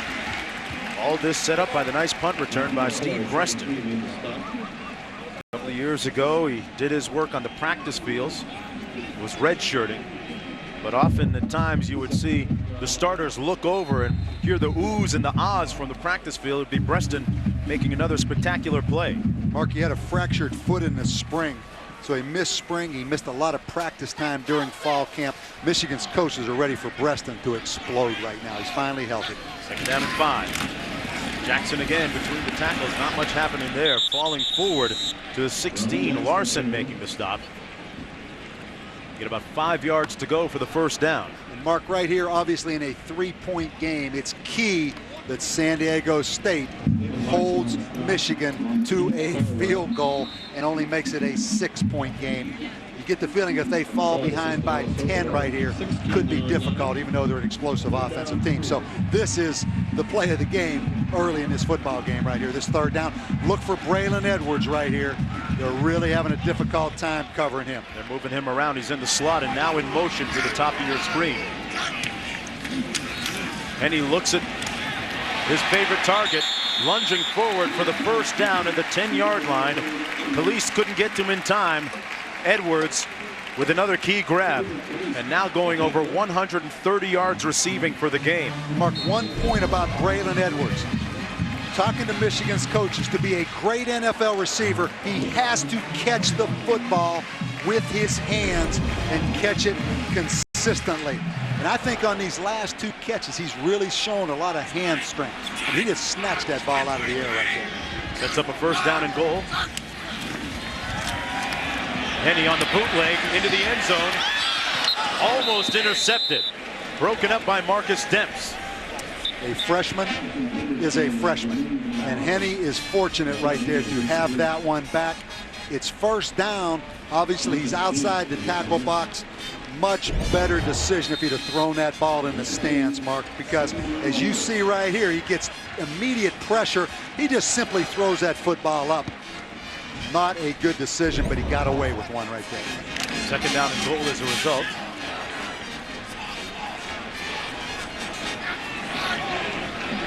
Edwards still on the sideline since Gonzalez in motion for Michigan. Give it to Hart. Flag thrown on the play. Hart brought down to the 4-yard line.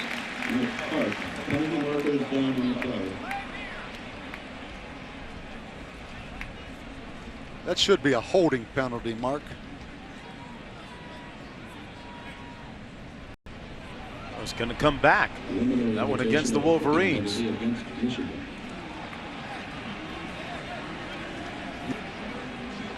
Well, Bob was talking about the hands on Braylon Edwards. For more on Braylon, let's go to Holly.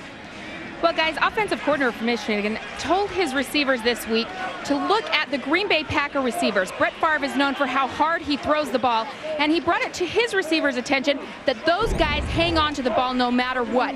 He wanted them to look the ball into their hands, have stronger hands, and come through in the clutch for this young quarterback, Chad Henne. Looks like they're taking his advice. They're stepping up like the Green Bay Packer receivers for Brett Favre. Certainly are, Holly. Edwards with the stats to back that up. 7 catches, 130 yards, a couple of touchdowns. Mark had 12 catches last week against Notre Dame, but the Michigan coaches said he really didn't play that well. Wasn't nearly as physical as they thought he should be. So obviously high expectations. And when you wear number 1 at Michigan, that comes with high expectations. 2nd down and goal. Back to pass, looking into the end zone again, and it's incomplete. No flag on that play. It'll be 3rd down and goal. All the way back at the 20. And Mark, you notice Michigan coming into this game, obviously everyone in Ann Arbor talking about the lack of the running game. But you really see that Michigan, quite honestly, is a passing team first. You know, with the explosive receivers they have. So I think sometimes you have to throw it to be able to run it, particularly when you have just a rotation going on at tailback like they have. Well, Edwards is back in the ball game now. He's in motion. 3rd and goal. Little jailbreak screen to Preston. And Preston will be far short of the end zone, stopped up at the 13-yard line. And Garrett Rivas, no doubt, will come in to attempt the field goal, trying to increase Michigan's lead to 7. And Mark, there is some speed on the front 7 of San Diego State's defense, because they've tracked that jailbreak screen down a couple of times.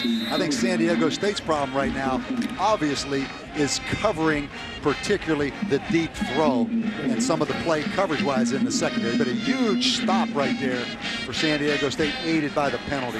That's a bit of a win for them. Rivas 6 of 7 on the season, 1 for 2 today. And he misses this one, hooks it left. And that's an even bigger victory for the Aztec defense. A smattering of boos coming down on Rivas as a result.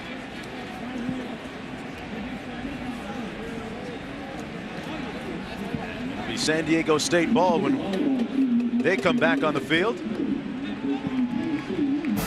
Timeout on the field. And yesterday, Holly visited with Braylon Edwards in the Football Museum here at Michigan. We'll have more on that when we come back. Stick around.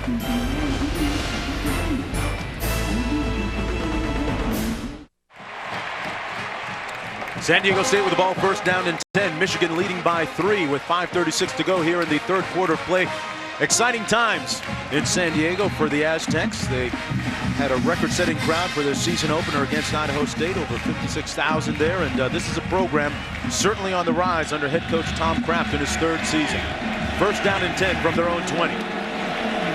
Dugalecki with a play fake. Webb with the catch and the first down. Let's go back to Reese in the studio. Mark, Maryland has turned the ball over 5 times as Miller takes us down to Morgantown against West Virginia, but the Terps still in it. Joel Statham to Derek Fenner. This was a slick little move over Pac-Man Jones, who already has 2 picks on the day. Maryland, West Virginia tied. Georgia's added a field goal. They're up by a touchdown on margin. Right, Reese, first down and 10 on the toss. Michael Franklin picked up a block. There's a flag down, and Franklin is brought down right at the 35. Be a hold against San Diego State. Well, yesterday, Holly Rowe visited with wide receiver Braylon Edwards in the Michigan Football Museum. Let's have a look at that. They didn't give you number 1. You had to earn it. What did you have to do to earn number 1? I guess more so prove myself. You know, I came out of a system where we didn't pass too much, so not a lot was known about me, but just that I was aggressive. So wearing number 1, you know, the only special guys that wore it, Dave Terrell, Anthony Carter, and Derek Alexander, and 2 other guys. And so my thing was I had to come out here and ball and do what I know I could do myself, and they would eventually let me wear number 1, hopefully. Big day for him today. Thought about going back and playing in the NFL, passing up his senior season, but spoke with his mother and his father. His father, of course, former NFL player Stanley Edwards. Decided to come back to school, both he and Marlon Jackson. Kind of as a package deal. First down and 20 for the Aztecs. Dugalecki going up top. Lots of contact down there. No flag, though, is intended for Devin Pitts. Mason in on the coverage for the Michigan Wolverines. Mark, I've been impressed with Dugalecki. It's obvious if Michigan doesn't pressure him in some way, he is calm enough and good enough in that pocket to carve them a little bit against man-to-man coverage or zone coverage when you only rush 3 or 4. Dugalecki, a former high school teammate of Matt Leinart, now at USC, back in Orange County. Wide open and complete for an Aztec first down. That's Porter. And let's go back to Reese in the studio. Reese. An old SWC field at TCU and Texas Tech. We told you earlier TCU had a 21-0 lead. This is Tech's Sonny Cumbie to Bristol Olamua. Final play of the first half, and in the last 8 minutes of the half, they tied it at 21, guys. All right, Reese, in a bit of an upset brewing here in Ann Arbor. Ortiz back in the ballgame. He's had a huge day for San Diego State, down by 3. Mark, third down. I'm still waiting for that option shuffle pass again.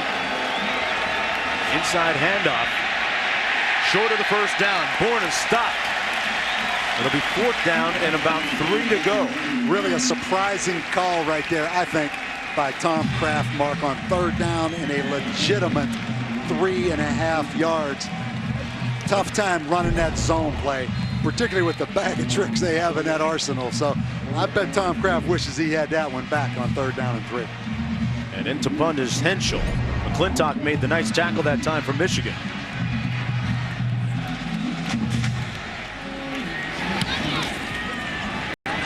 Nice punt, his best effort of the day. Can they down it though before it gets into the end zone? They will. Great effort, Mark. That was a tremendous play right there. It'll be knocked out of bounds at the 2 by Kyle Connerly,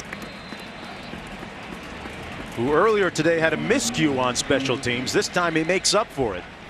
And Michigan is going to be 98 yards away from the end zone when we come back. A 58-yard punt.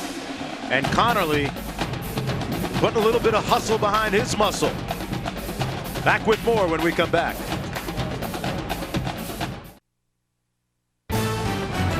ESPN's College Football Saturday, brought to you by Bud Light. Fresh, smooth, real. It's all here. Look at the Burton Tower here on the beautiful campus in Ann Arbor, Michigan at the University of Michigan. Michael Hart in a tailback, the deep back out of the eye on 1st and 10 at their own 2. And Mark, a freshman quarterback and a freshman tailback. Ball security right here. Hart hanging on to it at the 4-yard line. Got a pair. And if Michigan is going to be able to run the ball, they're going to be tested right now. I mean, now's a scenario where if you're Lloyd Carr, run the ball and make a first down. It's going to be difficult against this defense.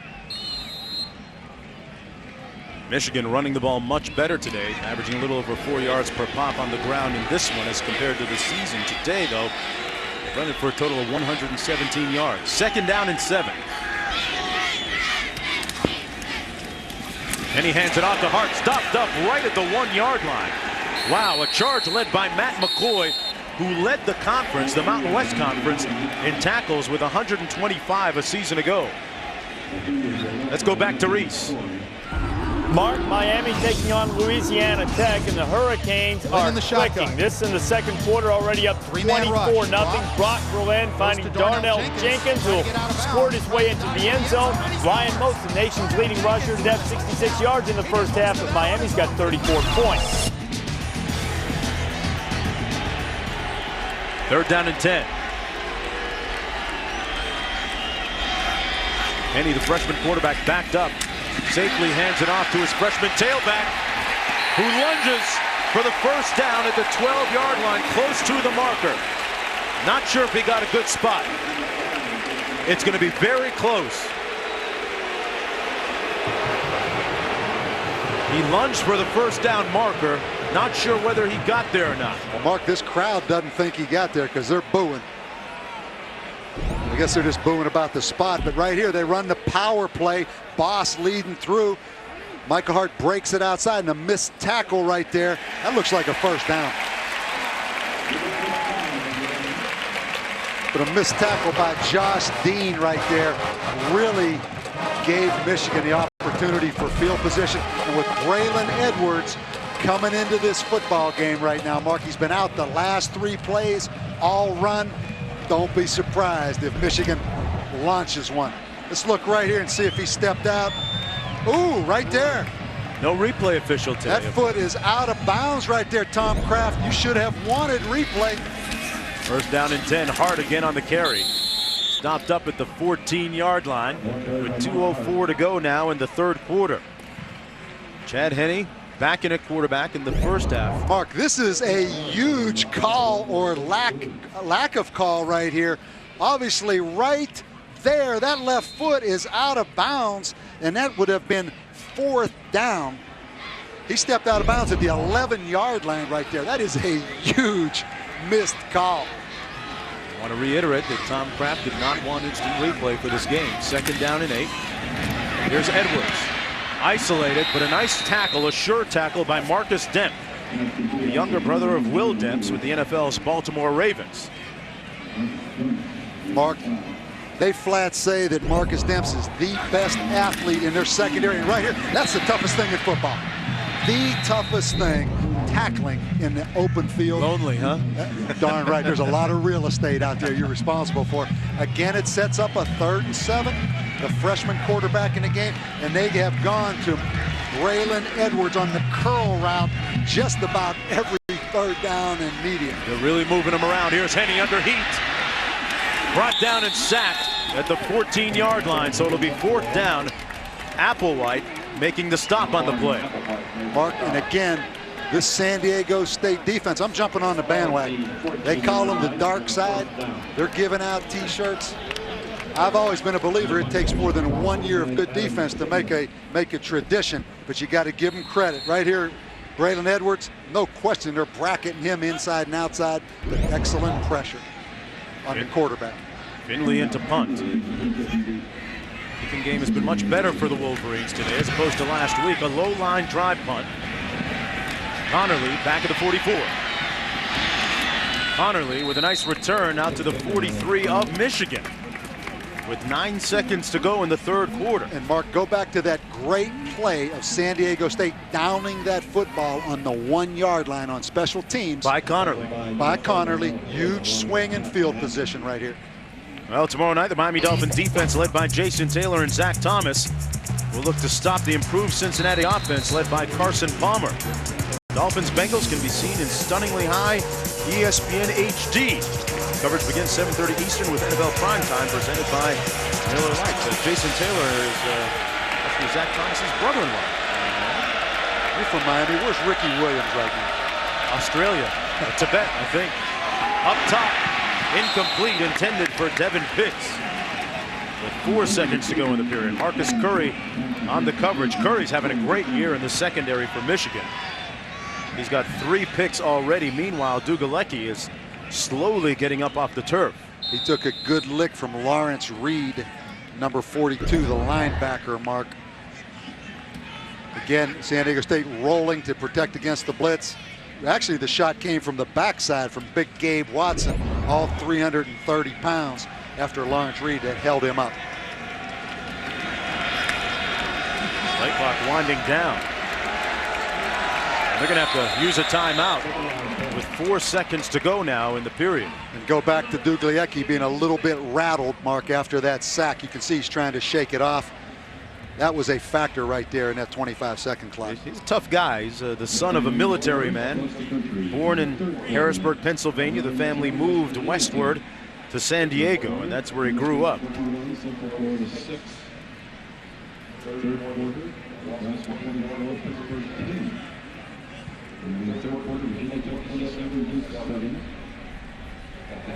All right, and Braylon Edwards' dad, we were talking about him earlier, was running back for Michigan from 77 to 81, and Holly Rowe talked with Braylon about the special relationship with his father. I read a great comment about your dad saying that he's more proud of you than anyone he's ever been proud of. And what does that mean for you to know your dad's gone through it, now you're going through it? What does that mean for you? It's brought us closer as a family and as a father and son. Because one thing about, father and son, you're always going to love your father, and your father's always going to love you. I could talk to Pops about Michigan and talk to what's going on. He can tell me how to handle it, and then we move from there with a smile. So it's been great to have my father that played here in my corner for the last 4 years. What has your dad told you about your demeanor off the field? What has he taught you about how to be a man? It just taught me, I have to carry yourself off the field like a Michigan man at all times. The media and the public eye is always going to be on you. So if you're doing things you're not supposed to, it's going to reflect upon you. And so one thing about me is I always want to reflect my parents and my school in a positive light. Edwards with a big day today. Webb, meanwhile, with the first down for San Diego State. Mark, 3-point game going into the 4th quarter. San Diego State has to love their position here in the Big House. That is the end of the 3rd quarter play on that reception by Webb. Meanwhile, this is the touchdown by Edwards that put Michigan ahead in the quarter. 24-21 when we come back to Ann Arbor.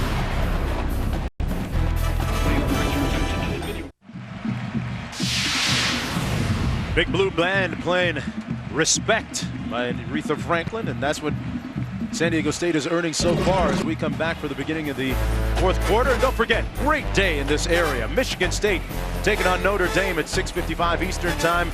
Notre Dame, of course, defeating Michigan last week by 8 points. And this game going to be seen in stunning high definition on ESPN HD. Call your cable operator, DirecTV, or the Dish Network today. 3rd down and 1 to go for the Aztecs. Justice in motion. They hand it off to Franklin. Going to be very, very close. And Mark, San Diego State on 3rd and 1. Really, in this situation, 2-down territory. Good decision to run the football on 3rd down. And Tom Kraft will come back and run it on 4th down if they didn't make it. But I think they have the spot, and I think it's a 1st down.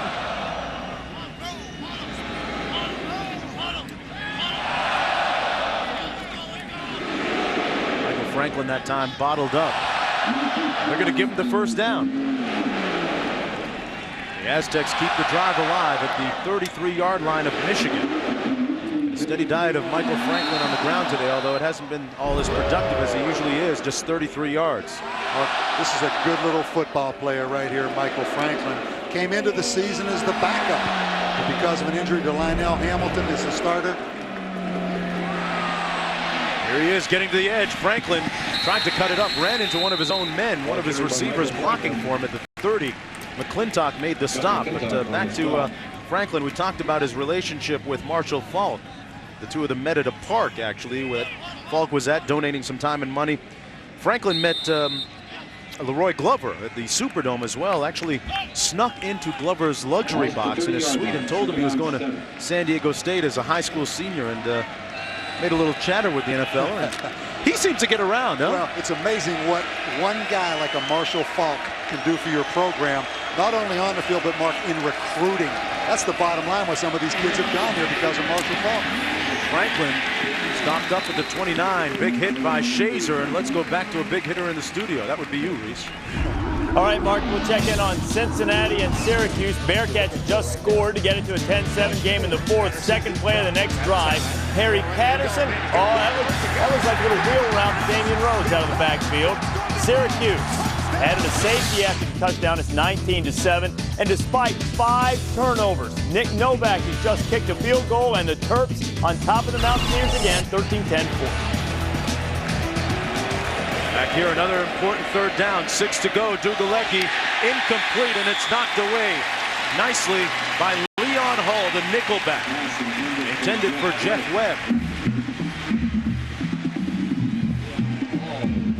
Mark, the Michigan coaches say Leon Hall can flat be the next great corner at Michigan. And right here, he does a great job of just breaking, coming over the top.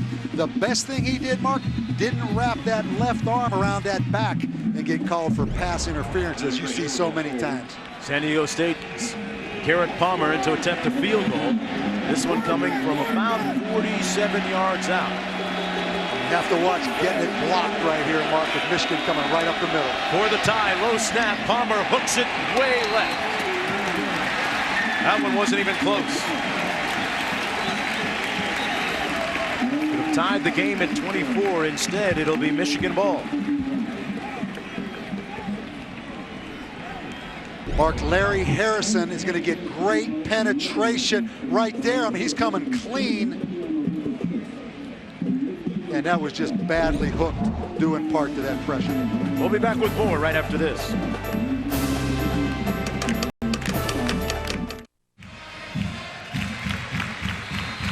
Back at Michigan Stadium, 24-21. The Wolverines with a slim lead with 13-12 to go in the 4th quarter. Gonzalez in motion. They hand it off. This is Jackson. Down to the 33. Let's take a look at our ESPN game tracks. The cogent points of the game. Braylon Edwards on the opening play for Michigan. Made the catch and fought off a couple of tacklers for the touchdown. Just his first of 2 touchdown receptions on a crazy productive day for him. 130 yards so far. And Ortiz equally as productive today with 126, including a circus grab and that touchdown catch. 2nd down and 8 for the Wolverines. Little blitz coming. This is Hart, the freshman, out to the 40-yard line. And Hart has enough for the 1st down. Mark, that time San Diego State blitzing their inside linebackers. You're going to watch them blitz right here away from where the flow goes. So that time Victor Morrison coming on the blitz. The ball's tossed outside. San Diego State's made a lot of plays with the linebackers, but that time, Mark, they guessed wrong. And right here with Braylon Edwards down at the bottom of the screen, you get a feeling that they may launch one right here on the cornerback Hubert Caliste. Michigan having a productive day running the ball, a good sign for their offense, and coordinator Terry Malone. That was Hart again. Michael Hart, a freshman out of Syracuse, had a very good week of practice. He's had some carries today. Jackson has carried the ball, Rembert once, Bracken a couple of times. We have not seen David Underwood, who was the starter at the beginning of the season, but he was shaken up, knocked out of the game on the first offensive possession against Notre Dame last week. Edwards right now on the sidelines on 2nd down and 7.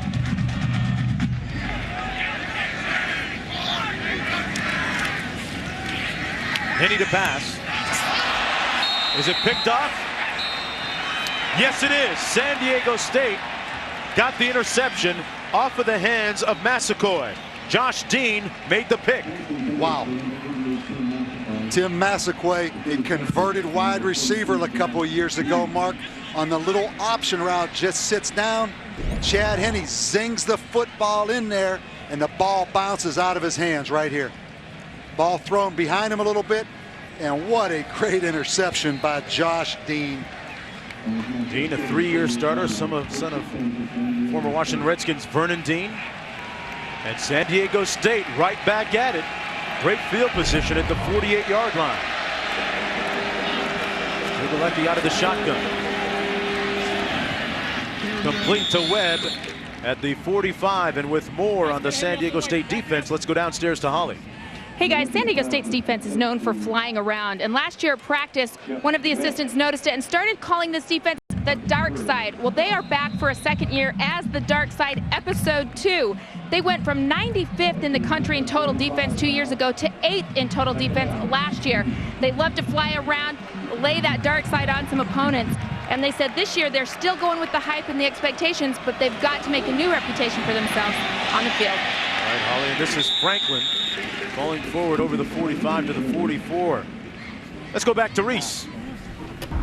All right, Mark, we'll take you down between the hedges. Georgia and Marshall, this 4th and about a foot. Stan Hill going to try to throw for it, and he just throws it at the receiver's feet. Dogs able to stop the herd on their doorstep. It's still 10-3, inside 5 to go in the 3rd. Look at what Vanderbilt's doing in Oxford, on top by 10 in the 4th. All right, Reese, a 4-receiver formation here on 3rd and 2. He was conservative the last couple of times, not this time, but the pass complete for the first down at the 41-yard line. Porter with the grab, working on Hood. Mark, an excellent decision by Tom Kraft. That time on 3rd and 2.5, he learned from the last 3 yards, 3rd and 3, and he threw the ball right there on the crossing route, and good blitz pickup right there. And Dugalecki steps up and hits Ramal Porter. Michigan, remember folks, if you're just joining us, came into this contest a 3-touchdown favorite over San Diego State. Empty formation on 1st and 10. Dugalecki. Incomplete, intended for Webb. Battling stride for stride on the sidelines with the Michigan secondary. And Mark, this football team, San Diego State, 6-6 last year, their first 500 season since 1998, but they won 3 of their last 4 games last year. Air Force, UNLV, and Wyoming. The win over Idaho State in the Open. So 4 out of their last 5 games they've won, and this is a confident football team with some momentum. 0-15 all time against ranked opponents. This would be huge if the Aztecs could win. Ortiz in motion. There's the play we've been waiting for, but Jim Herman, the defensive coordinator, had his guys ready. Manning tackled Ortiz. That little shuffle pass had a lot of success earlier, not that time. 9.5 minutes to go now in the 4th. Mark, Michigan comes with the blitz. San Diego State's answer is the little flip. I'm surprised that they don't go ahead and pitch that football to the pitchback. and truly run an option. They're starting to wear that play out. Roy Manning, again, excellent recognition, Mark.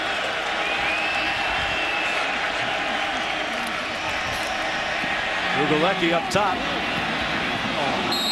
Is that a catch? That was like a Nintendo game. What a grab by Jeff Webb. Mark, that is the second one-hand grab we've seen today. That one was unbelievable on that sidelines now. Jeff Webb, 6'2", went up high. Oh, Mark, that's highlight. That's ESPN highlight top 10 right there. Look at that. That's like hitting the A and the X button on that Xbox switch. 4th down, Mark. They're going to go for it on the quick toss. Franklin made it to the 30.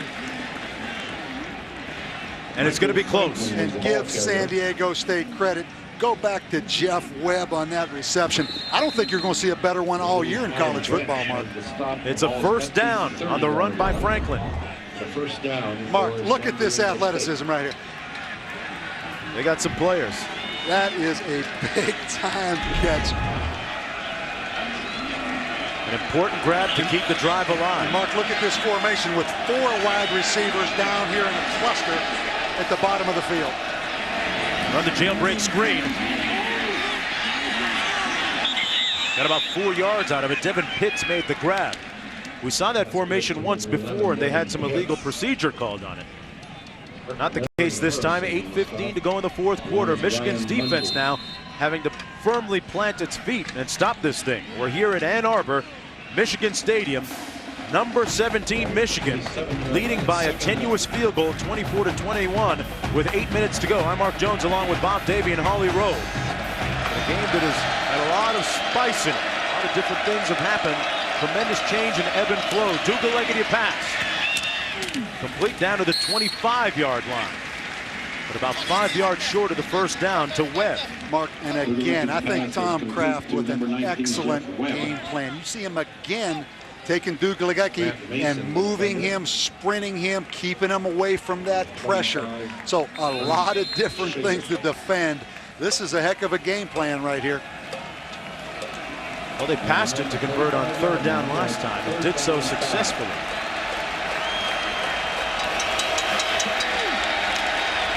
Last year they lost to Ohio State in Columbus by a field goal. They trail by a field goal now, a little over 7 minutes to go. Blitz coming, Dugalecki brought down, and a flag's going to be thrown. I think we're going to get intentional grounding right here, Mark. Paul Massey with the pressure for Michigan. That's devastating for San Diego State. Intentional grounding, offense number 15. Loss of down, spotted a foul, 4th down. Mark, the rule in college football, if you are inside the tackle box, which he clearly is, you cannot just throw that football away. The closest receiver was obviously number 78, an offensive lineman for San Diego State. So obviously it affects field position as far as the field goal. This would be a 48-yard field goal. They're going to punt the football. That's a huge penalty right there. John Henschel into punt.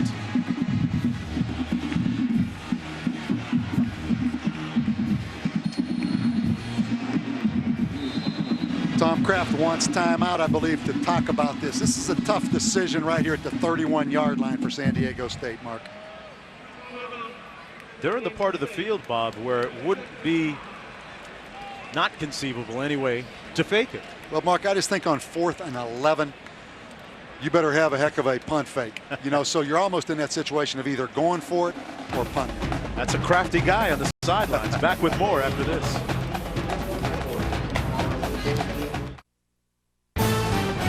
ESPN's College Football Saturday, brought to you by KFC.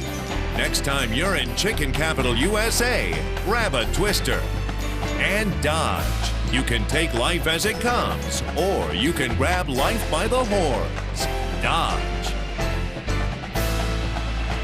San Diego State back on 4th down, attempting a field goal by Garrett Palmer from 40 9 yards out. And the key, Mark, don't get it blocked. Michigan, great pressure up the middle last time. Palmer missed one earlier. And he missed this one to the left.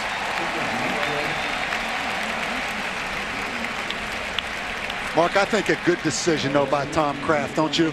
To try that 48-yard field goal and try to tie this football game. Much better decision than punting. Consoling his place kicker. Palmer moments ago didn't miss it by all that much. A redshirt freshman that joined the program in January. Trying to use a little body language to get that through. Jim Herman, the defensive coordinator for the Wolverines, using his own body language. First down and 10, coming back the other way. This is Michael Hart. Tackled at the 37. This is the time for the dark side, Reese Davis. Back to you. It was a dark day last weekend for Texas Tech. Lost on the road against New Mexico. Sonny Cumbie promised his defense the offense would get better, and it is against TCU. For the second time, finding Bristol Olamua. Tech on top 28-21. Maryland, West Virginia over on ESPN 2, coming right to the end, 13-all. Sets up a second down and 4 now. Full house backfield for Michigan. Hart moving the pile. Right around the 41-yard line. He's got to get to the 42 for the first down. Looks like 3rd and short coming up. This is the time for the dark side to plant its feet, Bob, and make a stand defensively. Mark, obviously this is a big 3rd down. We're down to 6 minutes in the game. San Diego State only with 1 timeout. So if Michigan can convert, the clock obviously becomes a factor. San Diego State has been shut out here in the second half. Michigan with the only scoring in the second half. And they love quarterback sneak right here, Mark. 3rd and 1. Hart got the first down. Michael Hart, the freshman out of Syracuse, New York, 5'9", 194 pounds, has done yeoman work today. Mark, that was a good cut by Michael Clark, because Kirk Morrison is in the backfield right here. He has penetration, so his eyes are up, and he finds that little crease right there. You know, a lot of running backs just bury that head and just plow straight ahead, particularly in short yards. But great job of keeping his eyes up. First down and 10. And he back to pass. Plenty of time. And sacked and brought down actually at the 42-yard line. Blake LaBelle. And Mark, they really wanted to go up the top to Braylon Edwards, but Marcus Demps in bump and run man-to-man coverage really did a great job that time of taking Braylon Edwards out of the play. Talked about the running of Hart today, number 20, the freshman. He's gone for over 100 yards, has 104. That's the first rusher to gain 100 or more on the yard in 6 games against San Diego State's dark side defense. Second down and 11. Here's Hart again, stopped up right at the line of scrimmage by number 43, Matt McCoy.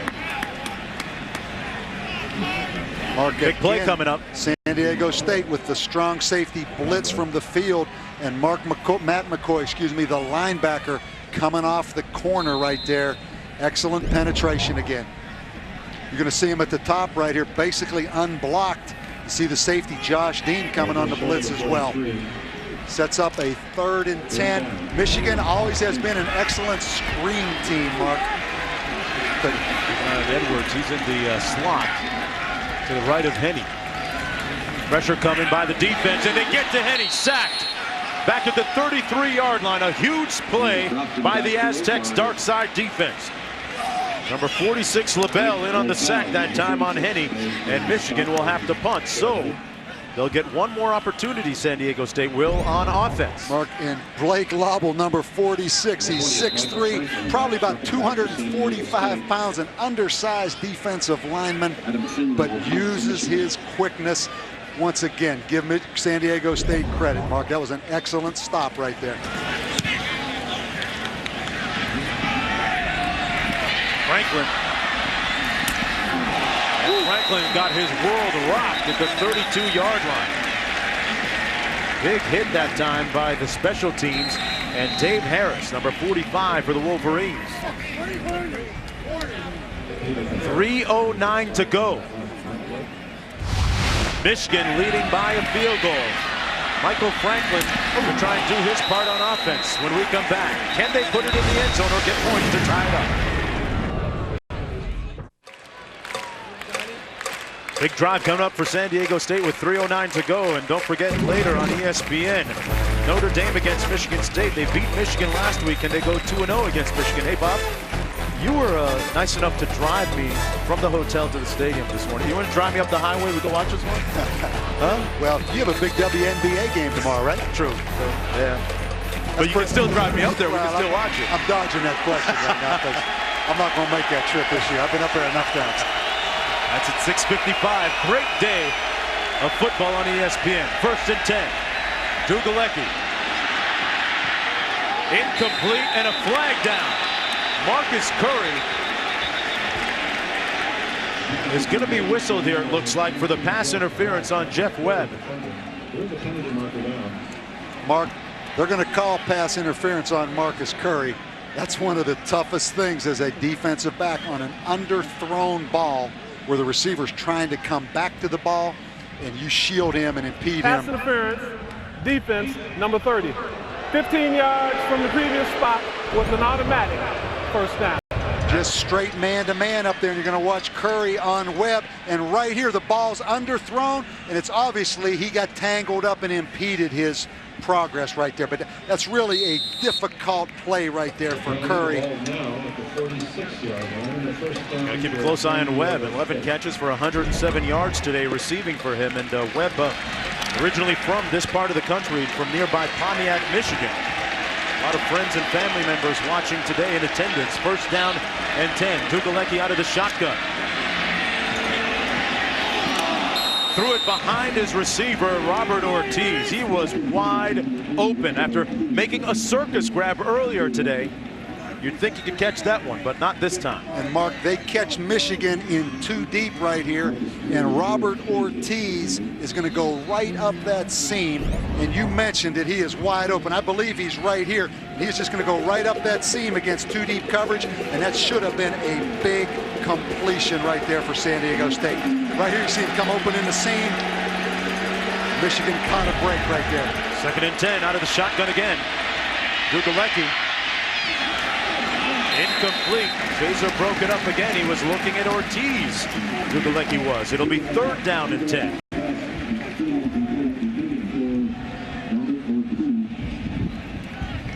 San Diego State's Tom Kraft has had a pretty good game plan coming in offensively. They led 21-17 at the break, but have been unable to score on Jim Herman's defense in the 2nd half. And Mark, if I'm Jim Herman, I heat him up right here. Last play, San Diego State with an open receiver, Webb into the boundary. I think Michigan will come after him right here, Mark. They did. And for the 3rd consecutive time, almost picked off, that time by Mundy.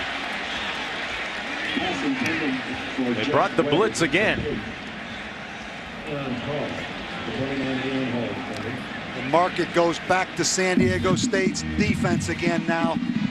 Back on the field, 2:47 left in the game. 1 timeout for San Diego State.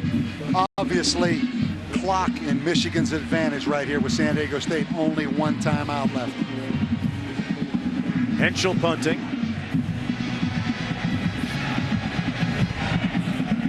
A dangerous return man in Preston. Not a great punt by Henschel. And hope for a good roll, and he gets one. A very good roll. An extremely good roll. All the way down to the 10-yard line. With 2:34 to go. Michigan with the ball 90 yards away. They knew they were in for a battle coming into this, and Braylon Edwards has helped to answer the call for the Wolverines. Back with more after this.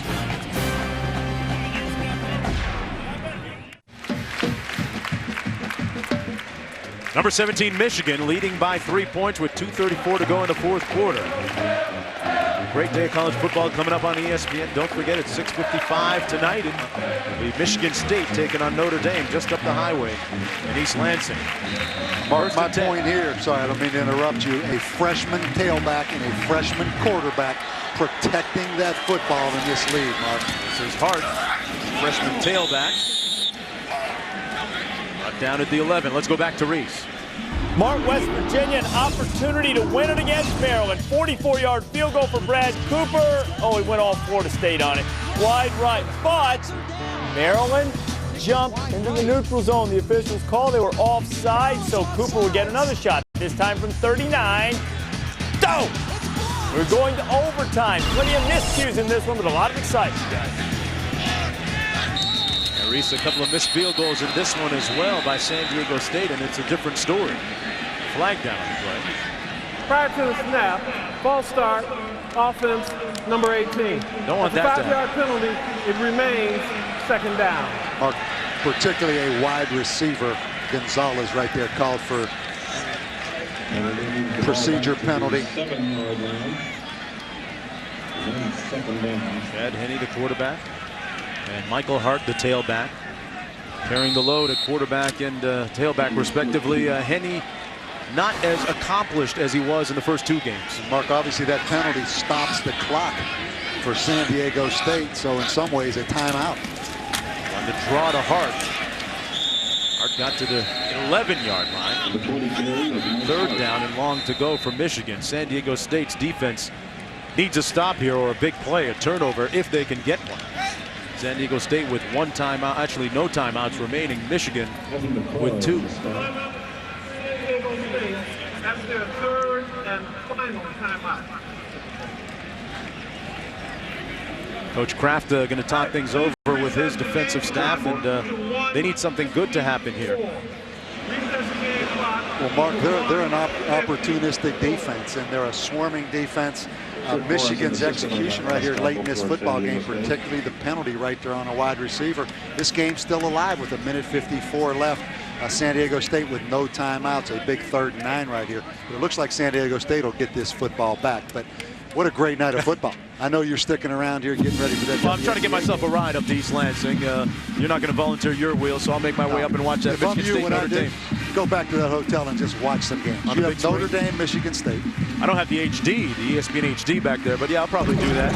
Quit whining. You have USC, BYU tonight.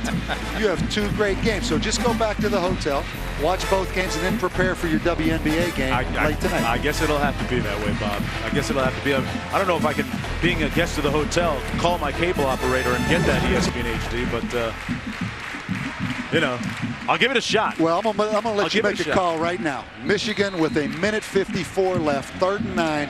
Do they line up and run this football and just play the clock, or do they try to throw it out here man-to-man coverage on Braylon Edwards? Little ISO to Hart.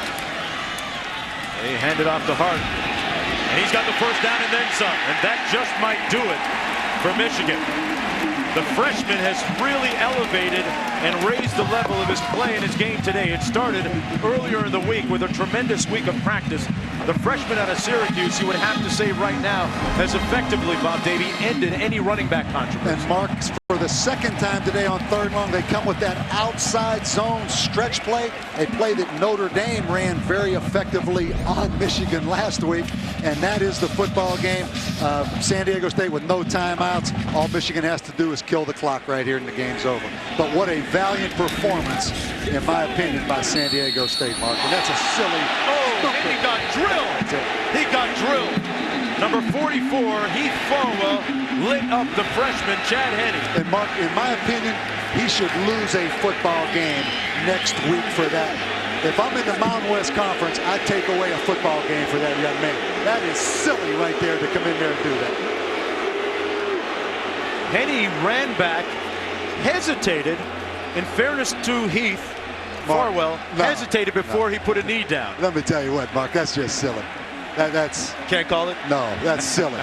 Obviously, the intent of Chad Henne is to kill that clock, run the game out. That's silly. The flag was thrown, justifiably so, by the official, and he might have even speared him. Mark, I'm sure Heath Farwell is a good kid, but that was a stupid decision, and I think that's worth some kind of penalty for that leg.